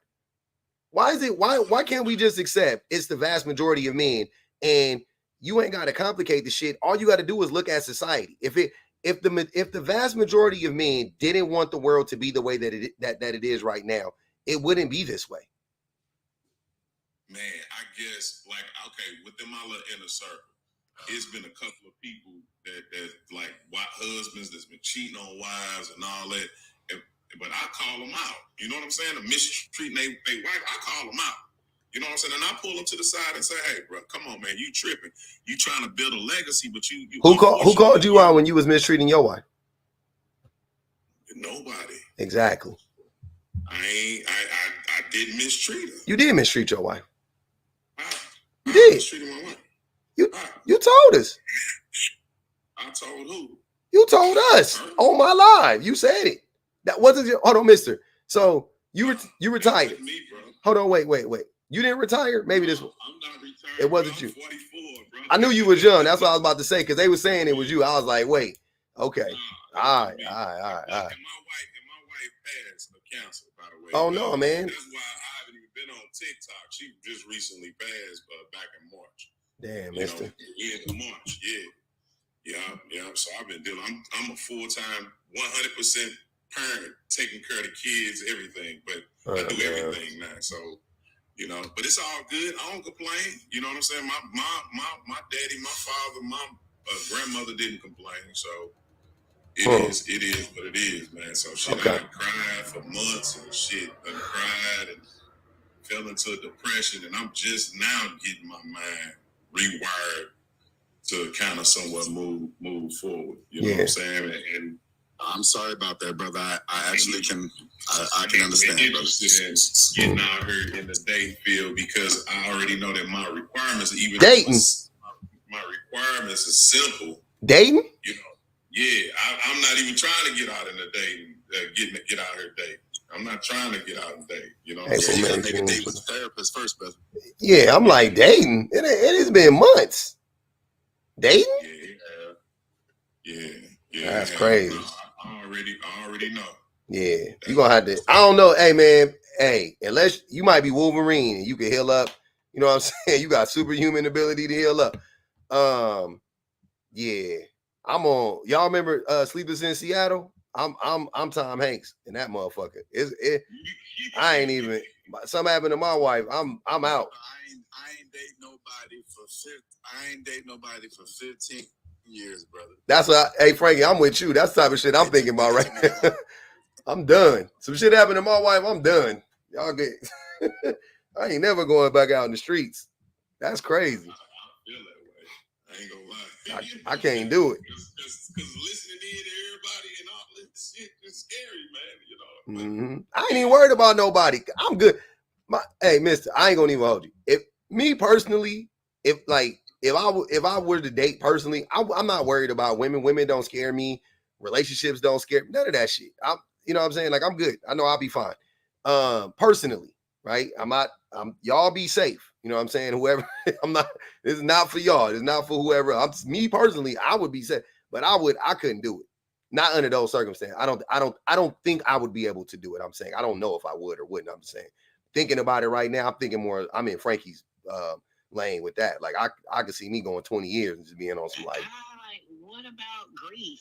And would it have anything to do with what people are saying or how people are saying? If something happened to my spouse, I would be interested in dating either because I would still be grieving. I'll be grieving for a long time. I don't know when the grieving would stop. It'd be a long time. Very long time. That's what I'm saying. I don't know. What Tyrese basically said when he said that. Tyrese. What's your thoughts on that when he made that comment saying that everybody isn't built to go through alone? You know what I'm saying? He made that comment saying you got to build yourself up. It's like a muscle. When he was going through a divorce, yeah. If it wasn't for the woman that he was with, he probably would have somewhat. Yeah, Kyrese is codependent, so you got to build your. He has codependency issues, and yeah. we watched him crash out the whole time anyway. I mean, you act like me wasn't watching this man crash out every other second. Why? I mean, he crashed out with the woman that he was with, and then the woman he was with sat up there and embarrassed him and said that she was more attracted to Paul Walker. And so, like, he did say, "Sweet lady, would you be mine?" Mm-hmm. I mean, it was he wasn't in a place of making good decisions. He really ain't made good decisions since. He's still not making good decisions. Yeah, he's not a good decision maker. He's just a straight crash out. But no, to what Kyrese was saying, that man, he just codependent and saying that's a cop out. Saying like some people just ain't made to be. Then build it up, nigga, because you definitely could learn how to be content by yourself. You definitely could learn how to appreciate building, you know what I'm saying? Building yourself up and being happy and healthy and being a whole human being without another person. And I would contend that first of all, you ain't gotta, just because you alone don't mean you lonely. So it ain't like just because you don't have a significant other that you lonely. You can have a bunch of friends. You can have a ton of robust relationships with people, right? So yeah, kids, yeah, family. You can have all that type of stuff. That's what I mean. Men are very codependent. I know that most men are very codependent on women. We're very codependent on women, man. We can't do shit without women, right? And it's not because we like literally can't. We refuse to do shit without women. We put this onus on women to, you know, make us whole and be our quote unquote better halves. And the whole time they're a whole human being. They got to be our better halves while being a whole human being on their own, right? But so they don't get the luxury of us being their better half. but they got to be our better half. Why they got to be a whole functioning, happy, healthy human being on their own, just so they can support us too. So they a whole human being and a half at the end of the day, and we a half a human being. You know what I'm saying? That shit is crazy. So when I was dating and I ran across men that like had gone through like a divorce, especially when they were like the sole parent, or the custodial parent in regards to like divorce or whatever, or widowed or whatever.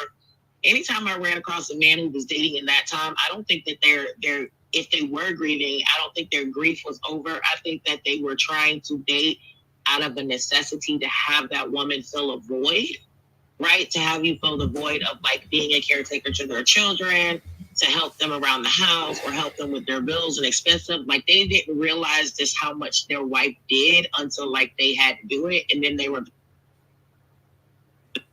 like, oh, let me hurry up and find a woman to fill her place because I can't do all this shit. Yeah, that happen all the time. That's like they were dating looking for really that. They were dating looking for help, in my opinion.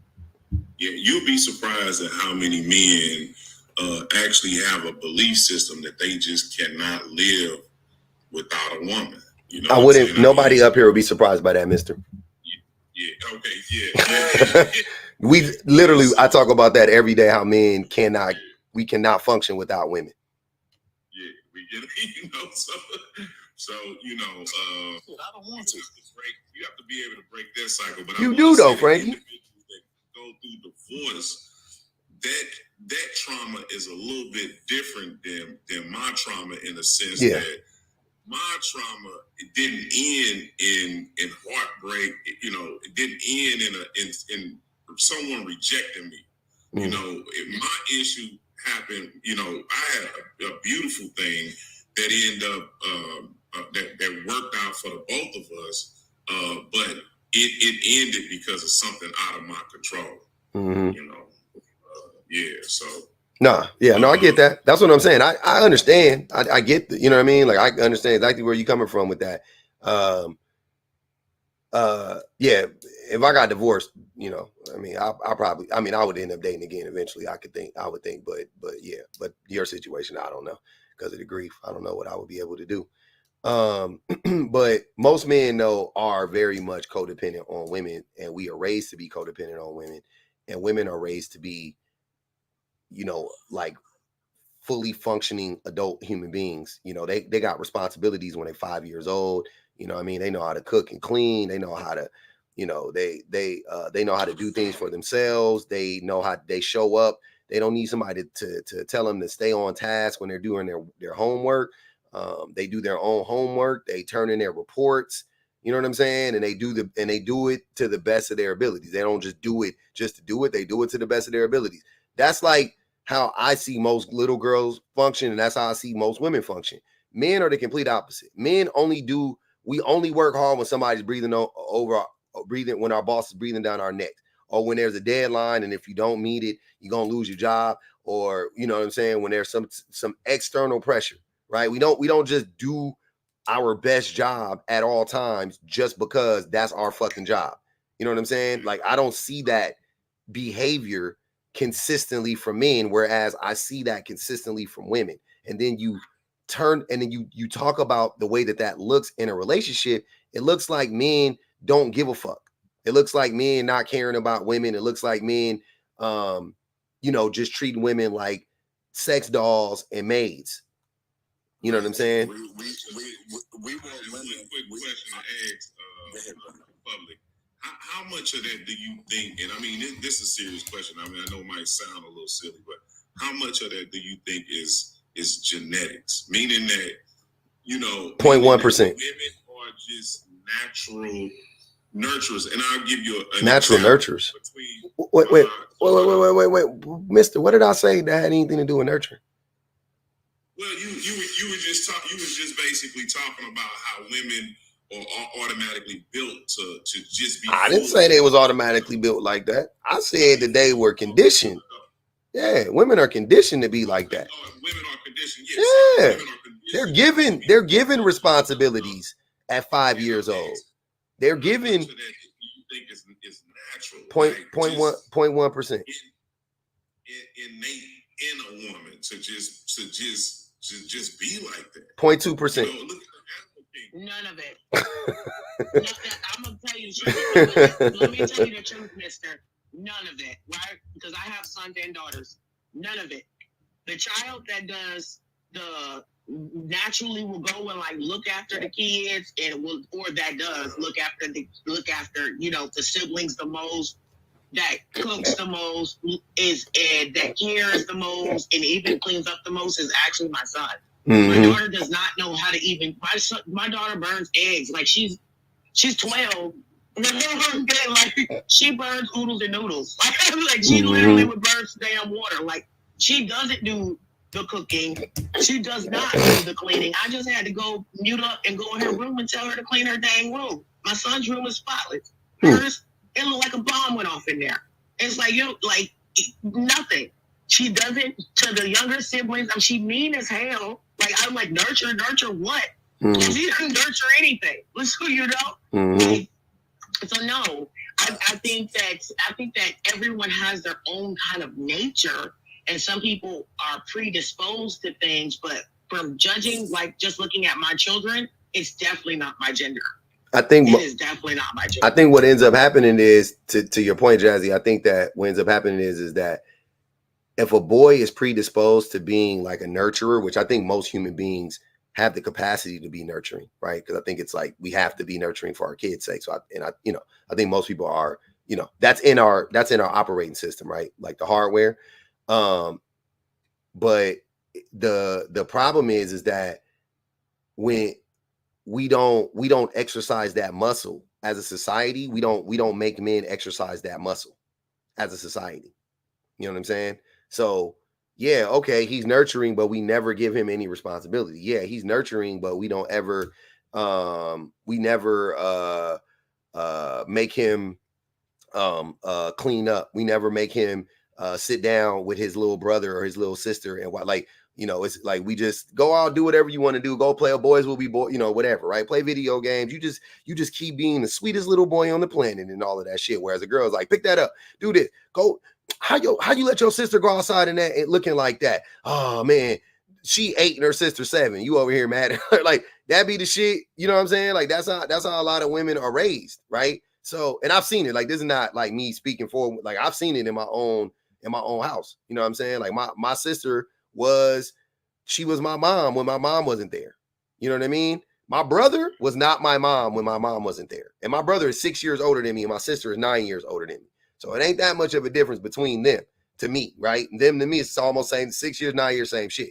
But when my mom left, when my sister moved out, and it was just me and my brother and my mom went to work, the house did not run the same. My sister was like, come home from school. What you want, baby brother?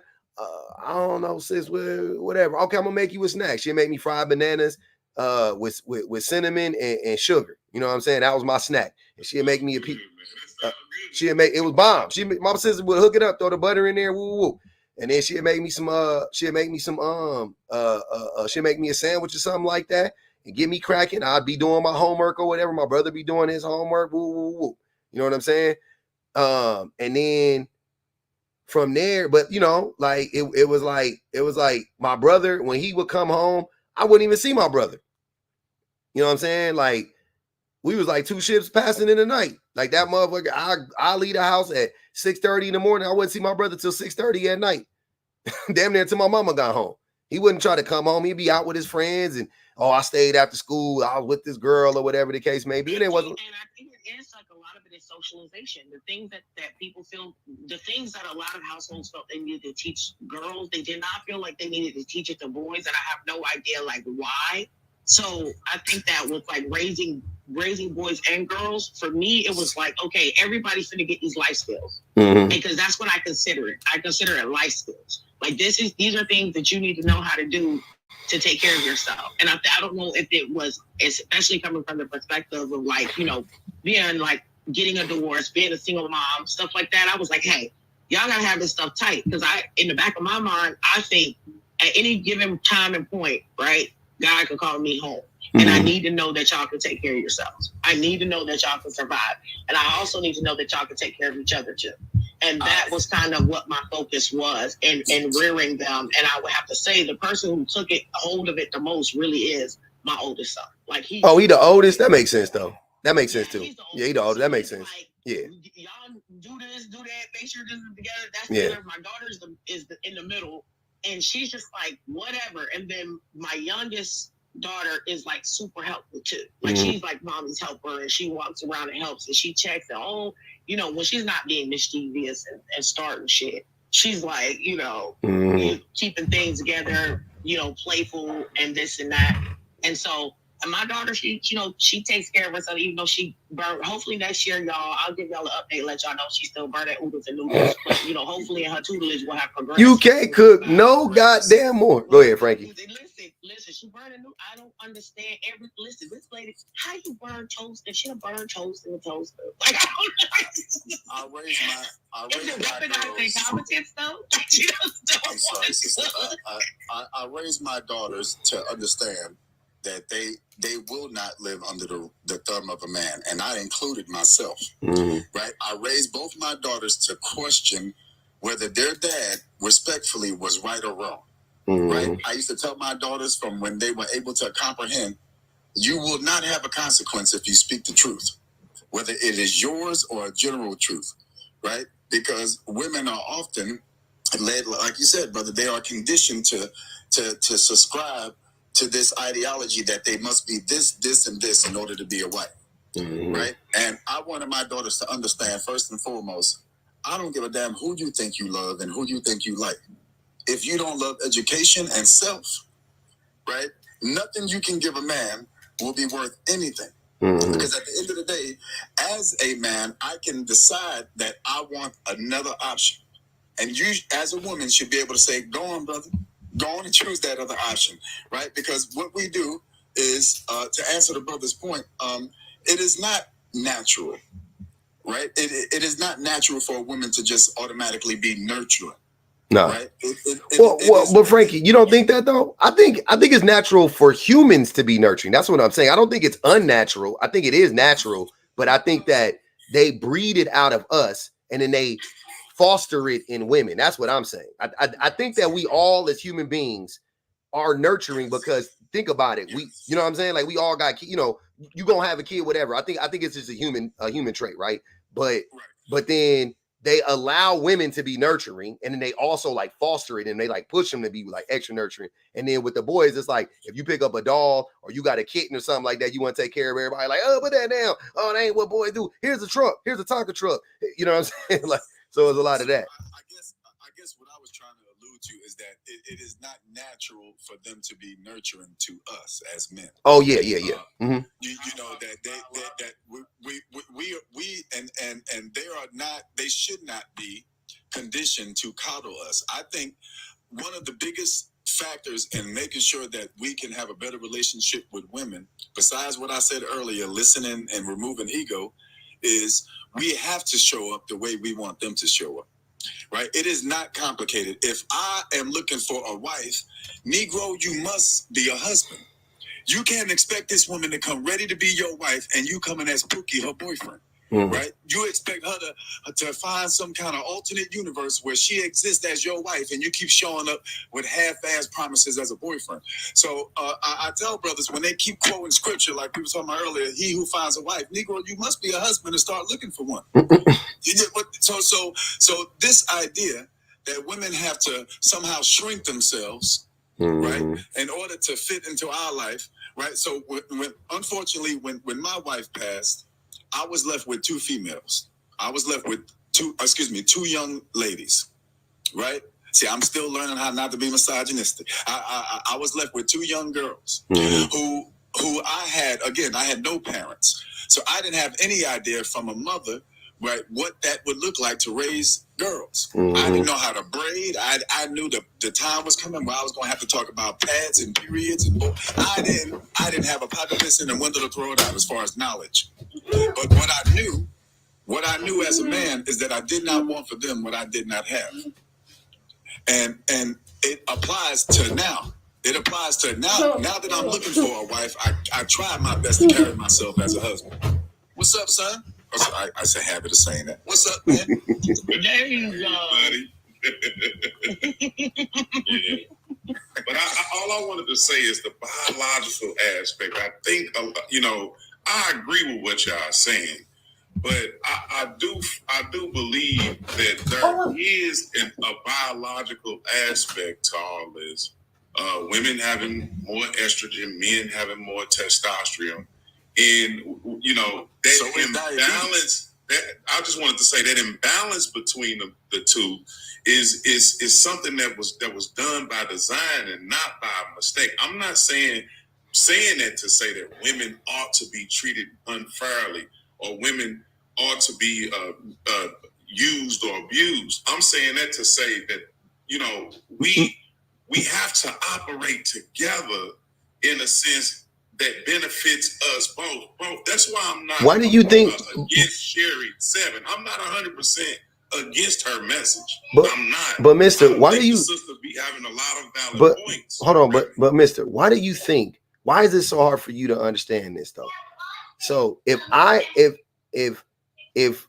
humans are what they call us biparental, if we are biparental, then that means we need two, you need two people to have a child, right? What sense would it make to make women nurturing and men not nurturing? You see what I'm saying? Like, logically speaking, how much sense does that make? And for nature, I'm saying, for the sake of it, but as if men don't need to help raise their kids too. No, males are definitely nurturing. The statistics or studies show that men, it takes a little bit longer for them to kick in, but men are definitely okay. So that's what I'm trying to understand. Why do you keep going back to like women are like conditioned to be this? I mean, or they're naturally this way. All you're trying to do is create a cop out for men, so you can say, well, that's why I'm not as nurturing, because women it's just an innate thing in them to justify a gender role or to justify the abuse of women. Like, that's all that shit is, man. I'm not even saying you're doing it consciously. I'm just saying that ultimately that's where it's gonna lead you. Ultimately, that's where it's gonna go. It's gonna go to, well, and that's why women need to stay at home, or you know what I'm saying. And you already came up here and tried to make this point that most women want a man to provide for them financially, which who don't want that, man or woman? I would love for my wife to make $400,000 a year and I ain't got to work. What the fuck? Absolutely. Absolutely. All right, Frankie. All I'm saying is that if there's, I'm not, basically what you're saying, I'm not going against that. I'm not saying that men shouldn't be nurturing or men shouldn't be just as nurturing. All I'm saying is that we do have biological makeups that make us different, not to excuse the fact that men shouldn't be more nurturing, but just to say that women maybe are naturally more nurturing just by nature than men. But not due to estrogen, sir. Women are not naturally nurturing or any of that due to estrogen, because you have estrogen as well, just like women have testosterone. Yes, you have smaller amounts of estrogen and we have smaller amounts of testosterone. But nowhere, these estrogen primarily is like reproductive shit, and that makes us physically a woman and have feminine various features and stuff like that. Testosterone, same thing. Well, testosterone increase aggressiveness and things like that. But none of that has anything to do with empathy. Empathy is a learned behavior, right? Mm-hmm. Empathy comes through nurturing. Those who are not nurtured with empathy do not have it consistently. Okay, they have to go and develop in life and learn it, but you can knock the empathy out of somebody. Absolutely. We are encouraged and conditioned to literally have empathy. We are conditioned to care about everybody around us and to care about people. But I have met women who are not naturally nurturers who struggle. And because of that, and I think it's a harmful ideology. And you know why? Because there are women, when women have children and have babies and they feel like this natural need to nurture does not kick in, they feel that something's wrong with them as a woman. They think they're inadequate as a woman. And it's like, you're not. because it's really not this natural sort of thing. It's not this natural sort of close thing, this natural sort of instinct. Because you're a woman, you should know what to do. You should know what to do with a baby because you're a woman. You should feel an automatic closeness to your baby because you're a woman. There are women who literally struggle with that, who don't have that. Let me read these super chats real quick. Osa said, "You fools don't listen. We don't like patriarchy." Bonji Baby said, "Don't matter how many flicks you watch. If a man's thing is literally on the open market, all we see is a walking appointment to Quest Diagnostics." Osa said, $5 on Mister. Stop saying you agree. Then the next series of statements not agreeing. Show us you're learning something today. Nathia said, love this live. All education, no stupidity. Appreciate it. Yeah. No stupidity. I've been hearing some crazy stuff here and there. And I don't think that women think that people naturally do that. Because I remember I was like the first woman in my family in a long time to breastfeed a baby. And when I was breastfeeding my baby, literally had women say to me, because they bottle fed their babies. This was a conversation between me and one of my grandmas, and I'm still beefing with this grandma to this day. And it's been years. But literally, she told me, she was like, give that baby a bottle because you don't know what you're doing. So even women don't think that women naturally, with breastfeeding the baby. And I mean, I had the lactation consultant and all those people come and help me and teach me how to do it in the hospital. And I was dedicated. But the fluctuation of the milk and all of that different process, because none of the women around me had seen it before, they were like, what the fuck are you doing? Mm-hmm. Are you doing it right? Is the baby actually getting enough milk? It doesn't look like there's enough milk in there. Are you sure? The baby's still crying. Did you feed the baby? I don't think any milk is coming out. They stressed me out so dang bad that it literally did start decreasing my milk supply and all of that. So I was, of course, depending upon lactation consultants to really be my support system during that. And this was with my first baby. I ended up going on to breastfeed all my babies. And not only did I go on to breastfeed all my babies, all of my cousins, my sisters under me that had babies after me, all of them breastfed. Nice. But child, I had to be the sole warrior first to go through all of these women freaking out. What are you doing? Because they had no frame of reference for nursing a baby because none of them had ever done it. Yep. They had all bugs it. Shit, I remember my wife got that infection in one of her ducts. That shit was crazy, breastfeeding out. It's called mastocytosis or something like that. Yeah. And them cracked nipples, boy, I tell you, it was rough. All that. You gotta nurse the baby through the crack, and the latch is incorrect, and even I didn't know how to properly latch a baby. It was no natural instinct that kicked in where I knew how to properly latch a baby. What was wrong? How to do this? How to hand express milk? I had to learn all of that. These lactation consultants and assistants and nurses had to help me and teach. Yep. BBG, what's good with it? Oh, hey y'all. No, that everything that y'all said was true, especially what Jazzy was emphasizing about how these things are biological. I think the goal is to it's to conflate these biological differences with sociological conditioning, with social conditioning, so that it excuses men's behavior and it explains women's behavior, but it doesn't actually ever do that. The reason, the example that you gave about, women should stay home with kids and women should be, doing this and doing housework and all of this stuff, because they're just naturally nurturing, because they just like to do those things because it's innate in them. It's somewhere in them that they want to do those things. And then when you ask, well, what's innate in men, you'll usually hear aggression, or, they need to have smecks all the time, or, they'll develop insecurities, or, if their ego isn't stroked in a specific kind of way, then that's why men are harmful. It's always an excuse for a man and an explanation for a woman. And the moment that anybody deviates from that, it always gets really interesting and really dangerous, because it further proves that these things aren't biological. Like, you meet plenty of women on a consistent basis who are not biologically nurturing. Like, I definitely don't consider myself somebody. I consider myself a loving person and a kind person, but nurturing, I mean, that's neither here nor there, I guess, because I'm definitely considered an aggressive woman for sure. Plenty of people consider me a fairly aggressive woman, but I think that it takes away from the responsibility of your actions, especially for men, because men love using these.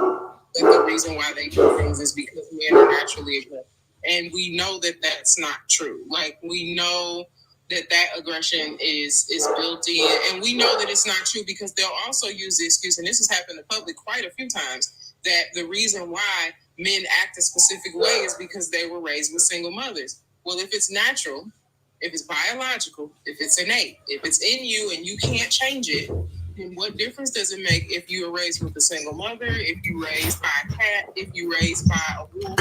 It does not matter, because if those things are biologically in you, as a man, it's not going to matter if you're raised by a single mother, because it's just in you. It's just a natural thing that you do. But that tells you that they're being taught these quote unquote masculine ideas as opposed to it being biological. Go ahead, Mister. Let me ask you a question. Now, do you agree that men typically are more aggressive? Men are more violent. Men are more. Would you agree with that statement? And then my question to be so, yes. You said socially conditioned too. You think men are socially? So you don't think there's no biological aspect to that? And I'll ask you to do this. Go and read some of the studies of older men who end up taking testosterone replacement, and how much more aggressive they end up becoming. That doesn't mean anything. They were already aggressive though, and then they got the testosterone and it just made them. Their aggression was already there. They already been socialized. So you're saying old men in our society who have already been socialized to be aggressive were less aggressive, and then they took some testosterone, and testosterone made just reinvigorated their aggression. Like, that doesn't prove. Yes, 1,000%. Yeah, it doesn't prove that it's naturally in them. It just proves that they were socialized. But so do you think that you don't think that we can socialize women to be aggressive?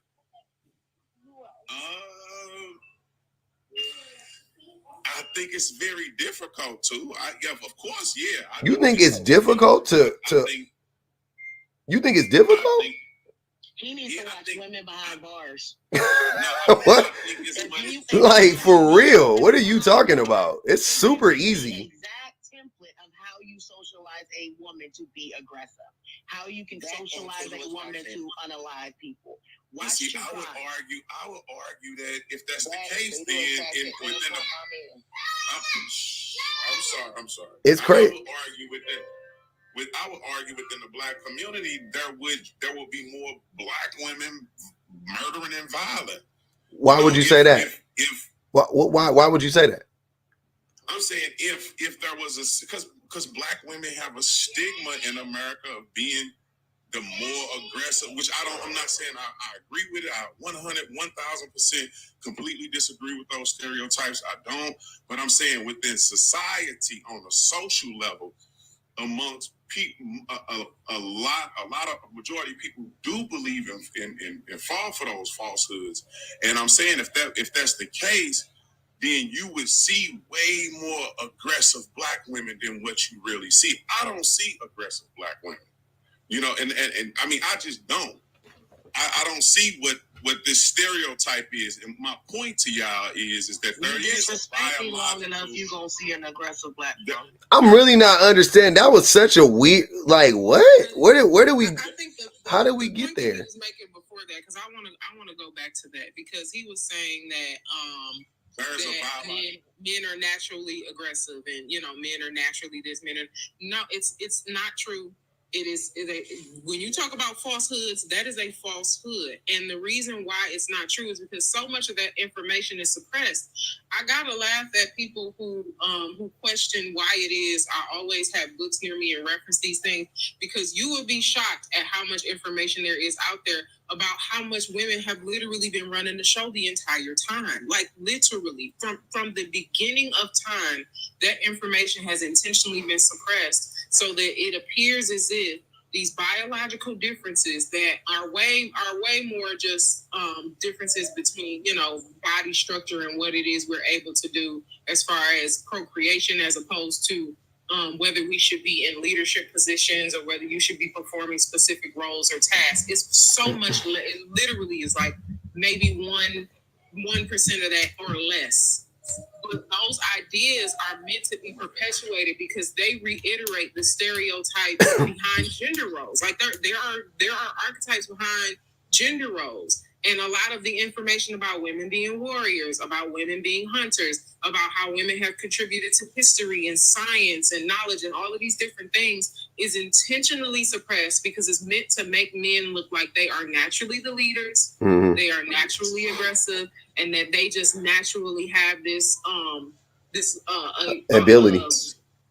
This sex drive, though, it's meant to reiterate that, so that when men do these things and they perform these tasks, you go, oh, okay, girl, he cheated on me because men just you got to make sure that before he leave the house, you take care of that man, or you got to make sure that you don't do too much, don't get too much of a career, don't educate yourself too much because you'll hurt his ego, and men can't handle stuff like that. That's what that is meant to do. And the reason why it's easier to do is because manhood and womanhood is represented in some way across all cultures, period. Whether you black, whether you white, Hispanic, you can be anything, and there's still going to be manhood and womanhood. Now, what you assign to those roles is different, but nevertheless, that hierarchy is there, and it can be reiterated through anything. That's what that's there for. It's not because it's actually biological. Yeah, I agree with you as far as leadership roles throughout history. That there has been a lot of information that has been 100% suppressed when it comes to women playing those roles, women starting things, women being directly involved in them. But I'm talking about aggression. I'm talking about violence. I'm talking about violent behavior. There is something called testosterone that is testosterone. Testosterone that's directly tied to that. It's not. It is. It's not. It's really not. Testosterone is not directly tied to violence, sir. I don't know why you. I don't know what makes you think that. Like, have you seen? Okay, let me ask you a question. Have you seen serial unalivers? Like, think Jeffrey Dahmer. You think Jeffrey Dahmer? Did you see Jeffrey Dahmer? He's skinny, puny, no testosterone. Those individuals have psychological issues. Hold on, wait. Wait, mister. Hold on, wait. Please do not try to excuse the thing that I'm saying. Try to understand it. Don't dismiss it. Think about it. There's a reason why I'm mentioning these people, right? Yeah. So I'm mentioning the most violent people in our society, right? Genes, right? You think what's his name? The dude up in what was it? Ted Bundy. You think Ted Bundy had a bunch of testosterone? Like, don't forget Son of Sam, yeah. So you saying that, like, wouldn't there be a correlation between them? Shouldn't the people who unalive the most people have the most testosterone? Wouldn't you think the people that's out here committing serial unalivings, 10, 20, 30, 40, 50 people, you think that they're just, it's the testosterone that got them doing that? No. What the hell? Absolutely not. John Wayne Gacy, fat flabby ass. You think John Wayne Gacy was full of test? John Wayne Gacy was a fat flabby fuck. Like, be for real. Right. These men are super aggressive and their beards don't connect. Lack of testosterone.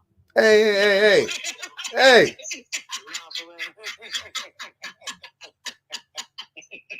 Not too much. Not too much. Bubbly, you get up there in age, that's when that testosterone My beard. And the older I get, my beard finally starting to connect. So I guess my testosterone is going up.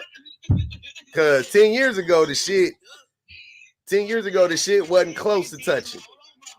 Hold on, Bubbly, you get kind of aggressive. I see that. The aggression is seeping. Hey, the aggression is seeping out. I see how the aggression is. The older, hey, I didn't. Lower them testosterone levels a little bit, sir. I'm sorry. The older I get, the testosterone just start oozing up out of me. I don't know where. The testosterone. Not to be confused with. Yeah, man. Not to be confused with colostrum. Got to calm down. Got to calm down. Is absolutely that testosterone is. I forgot to take my meds. My testosterone getting out of control now. Y'all already know it's past my. I gotta go take my estrogen. Start checking that. I do. I gotta go take my estrogen. Start checking that. But to BPG's point, y'all, to her point that she was making, how a lot of things in this society is absolutely it's suppressed. You know, I completely, when it comes to women being in certain positions or doing certain things, I completely agree. And I would argue with you that there has been mass killings or mass murderers, mass murder done by women. Unalizing. I'm sorry. Where? It's done by women that has. Name one. Name it. Don't just say, please don't just start saying that, like, because that's that it goes both ways shit. Right? That's that, like, well, if men do it, then women do it too. Like, where? When? When did it happen? I really want to know, because I be hating that talking point that every single time when somebody talk about men, all of a sudden, yeah, women does it too. Brother, you need to name that. Yeah, I need to know. Y'all gonna have to tell me. Because I'm thinking, like, are you talking about, like, Queen? You talking about, what was the one that said, let them eat cake? The Queen of France? You talking about Marie Antoinette? Like, Marie Antoinette was an evil son of a bitch. So. Yeah, but the consistent running theme among aggressive men or women is trauma and ill treatment. Mm-hmm. Yeah, true. In life. True. Like intense, extreme trauma. Nah, hell no. Joan of Arc. I say you need to watch one like True Crime. Joan of Arc was a goddamn warrior. She wasn't just out here just unaliving people like mass. You know what I'm saying? She was fighting to survive. She was. You know what I'm saying? They got 10 on that boy head, on Mr. Head. Let's not count that she was listening to voices too when she said it. So she was listening to some voices. Who? Wasn't she considered a witch? Oh. Nah, she was considered. Nah, because they loved her. They didn't think she was. No. Was considered listening to voices. They was like she was listening to voices in that card. Something about God told her to do it or some shit like that. They was like, she was unalived. She was unalived. When she burned alive or something like that. Yeah. But not by her own. Was it by her own people? I thought it was by the other. Yeah, it was by her own people. It was by her own people. Damn. Yeah, her own people did that. Yeah. Okay. Yeah, she was unalived after yeah. By her own people. Yeah. Okay. They said she was a witch. Okay, I believe that. Damn. That's what you were talking about, BPG. They done said everybody was a witch. But that's the thing, though. How is she a witch for listening to voices? I mean, that didn't make any sense to me neither.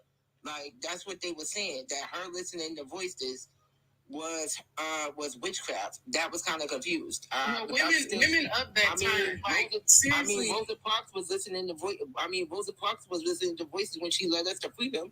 So, I mean, I'm still confused. When Rosa Parks lead? Yeah, I was like, when Rosa Parks was leading us to freedom. And I fucked with Rosa the long way, but I fuck with Rosa the long way, but But a lot of those women, I'm glad that you brought up that point because a lot of those women were considered witches because I didn't have you talk about that. tried to make the excuse that the reason why these women were intelligent was because they was using witchcraft. The reason why, like, and a lot of those women were like high at the scale scholarly women. They were women who could do absolutely incredible things. And the only answer was, oh, well, they must be witches. Like that's got, because no woman is smart like that. No woman is intelligent like that. So it has to be because she's a witch, because she's been possessed by demons. Like there was this one lady, I can't think of her name, in a book I was reading, and she was, I want to say she was the first woman that was tried as a witch, and they said that she had conceived her children with Satan. But the reason why was because of the fact that she was extremely intelligent, and like that was always supposed to be the excuse and the punishment, because you had to have women. It's one thing to tell women don't read, and it's one thing to tell them don't educate themselves, because when they do, and we see it now, when they do, guess what? The men that they're around tend to look a little bit dumber and a little less appealing the more that you educate yourself, because now you know the game that they're playing. A lot of those women were beginning to understand things about men that they weren't supposed to understand. So they made the excuse that they were witches so that they could unalive them. And it was a twofold deal. You could not only stop the woman who was, teaching herself and deviating from the culture, but you could also teach other women, hey, if you do this thing, then this is the consequence. And you see dudes do it today. Like, hey, if you educate yourself and you get your career and you 35 and you ain't got no man, you're going to end up alone with a cat. Yep. And like they can't unalive you. Is your degrees going to keep you warm? Yes. And listen, if we were even after that, even after like, the witch hunt, the witch trial, the Salem witch, fun fact, y'all, that came about apparently due to shrooms. Yeah, that's what I heard too. Yep, the shrooms did it. Yeah, some shrooms is the cybercilin. Yeah, from the wheat, but and even moving forward to closely modern times, the era that men glorify the most, which is like the 1950s and 1960s. I was like, y'all was running around lobotomizing folk. Like y'all was running around throwing women into mental health asylums. Once they could no longer, burn women at the stake, they started locking them away in asylums. And then after that, they started, drilling into their brains. Crazy work. Shit. Like, it's been tough being a woman all throughout history. Yep, sketchy as hell, still sketchy. Hey, go ahead, mister, and then I'm gonna wrap this thing up. I ain't gonna even hold y'all. I got on late. I ain't got all night in. Yeah, I completely agree with DPG. Definitely on what some of the things she was saying. Even there was even the Ashanti tribe back in the 1800s, early 1800s. There was a woman warrior queen who literally fought off the British for so long. And her name was Ashantwi, something like that. But yeah, I agree. But there has been women who have unalived people, in a sense of a mass unaliver. There has been. I mean, and like I said, when you use those guys like Ted Bundy and those are very far. I'm talking about the overall aggressor. I'm saying minus those people that's at the top tier of the fractal. I'm saying, if that's the case, mister, then why are men mostly aggressive towards women and children? If men are so aggressive, why aren't they as aggressive against men? Right? They see women and children as the lesser, but I would. So it's wait. But sit with that a second. That's important. That's learned. That's taught. Because women and children aren't lesser than men. So if they see them as lesser than, then it would be a learned behavior. We are taught that women and children are lesser than men. So when women and children do anything or do things that we don't agree with, then we have the right to abuse them. Even it goes as far as to take their lives if we see fit. That is not testosterone, sir. That is society. That is the patriarchy at work. That's evil at work.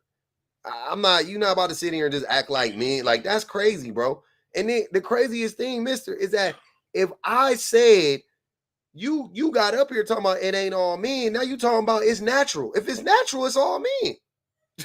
If it's natural, it's all men. But it's not all men, but it's natural. Like, what? I think every man has some level of aggression. Everybody has a level of aggression.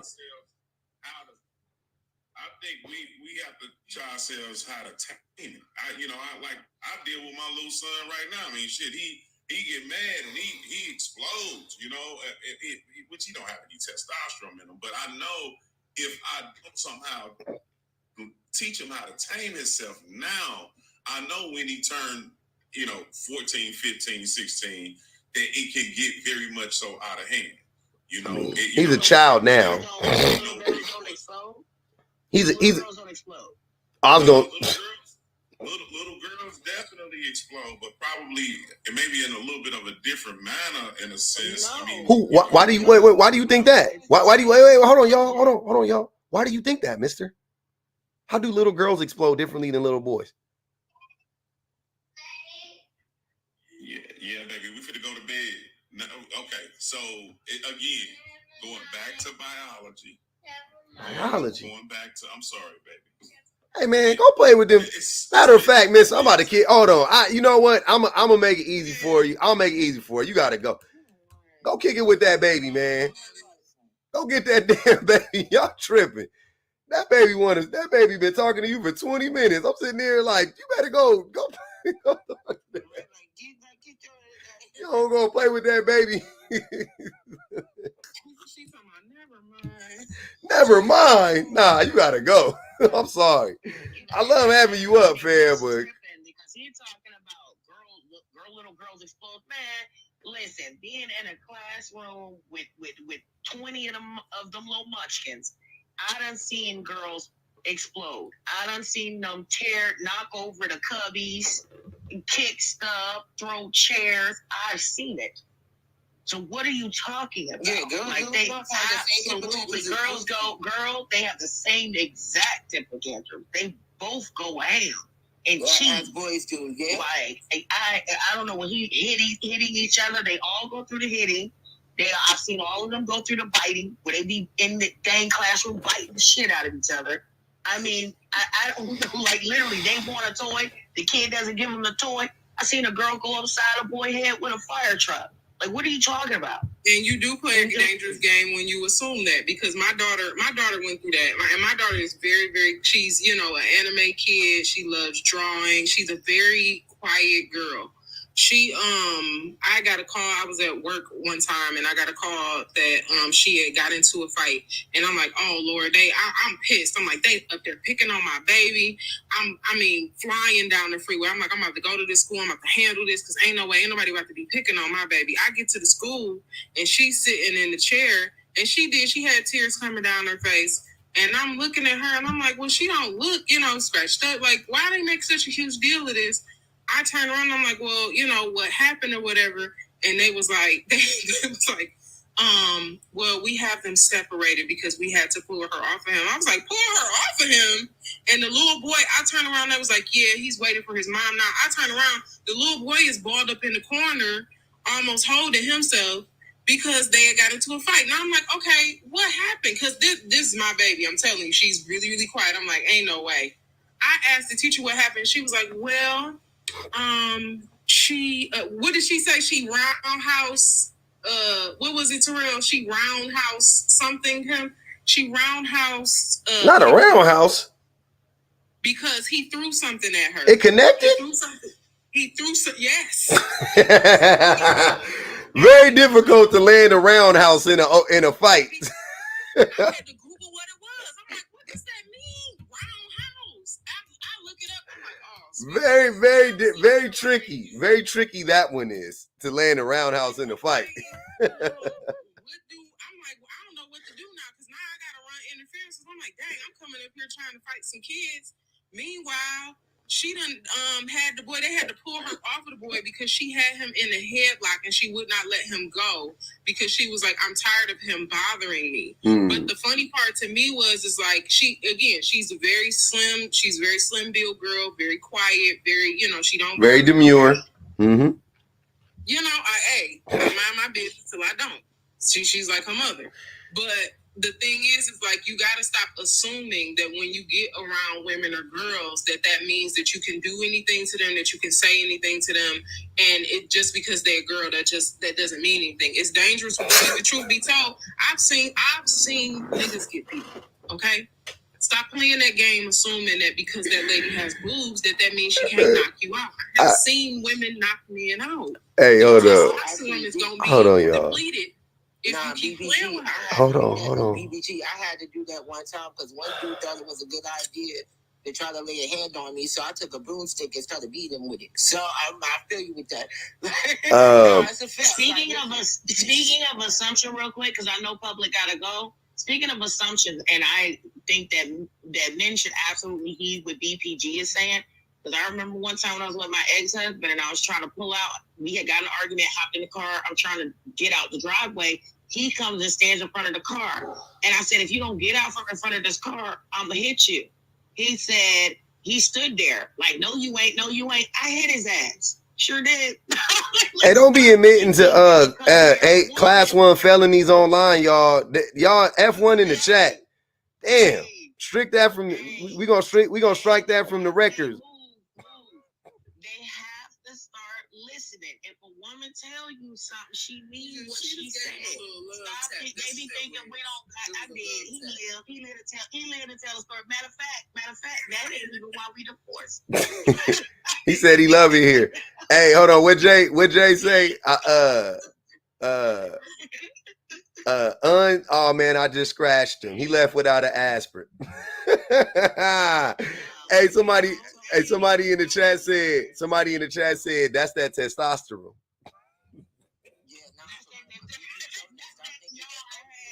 I did not have my testosterone under control. Many times I didn't have my testosterone. They said that's that testosterone. Damn. Hey, I gotta go though, y'all. It's been great. It's late. I didn't mean for that to rhyme, but maybe I did. I don't fucking know. That's how my brain be working sometimes. One love, one thug. I appreciate y'all coming up, man. Holla at your boy tomorrow. Y'all know what it is. I'll be back on. Yeah. We did it, y'all. I missed 2 games tonight fucking with y'all. It was 2 games on the motherfucking TV. None of them motherfuckers. Shout out to the best mods in the business, though, man. All the old subs, all the new subs, all the cash apps, all the super chats. Ishnock, Bonji Baby, Osa, Intently Purposeful, and Evie. Testosterone reduces your impulse control. Evie wanted to tell that gentleman earlier. Osa put two on me for making that black man voice. Intently said diabolical a little bit earlier too when that man was talking. Yeah, we're gonna be back on tomorrow.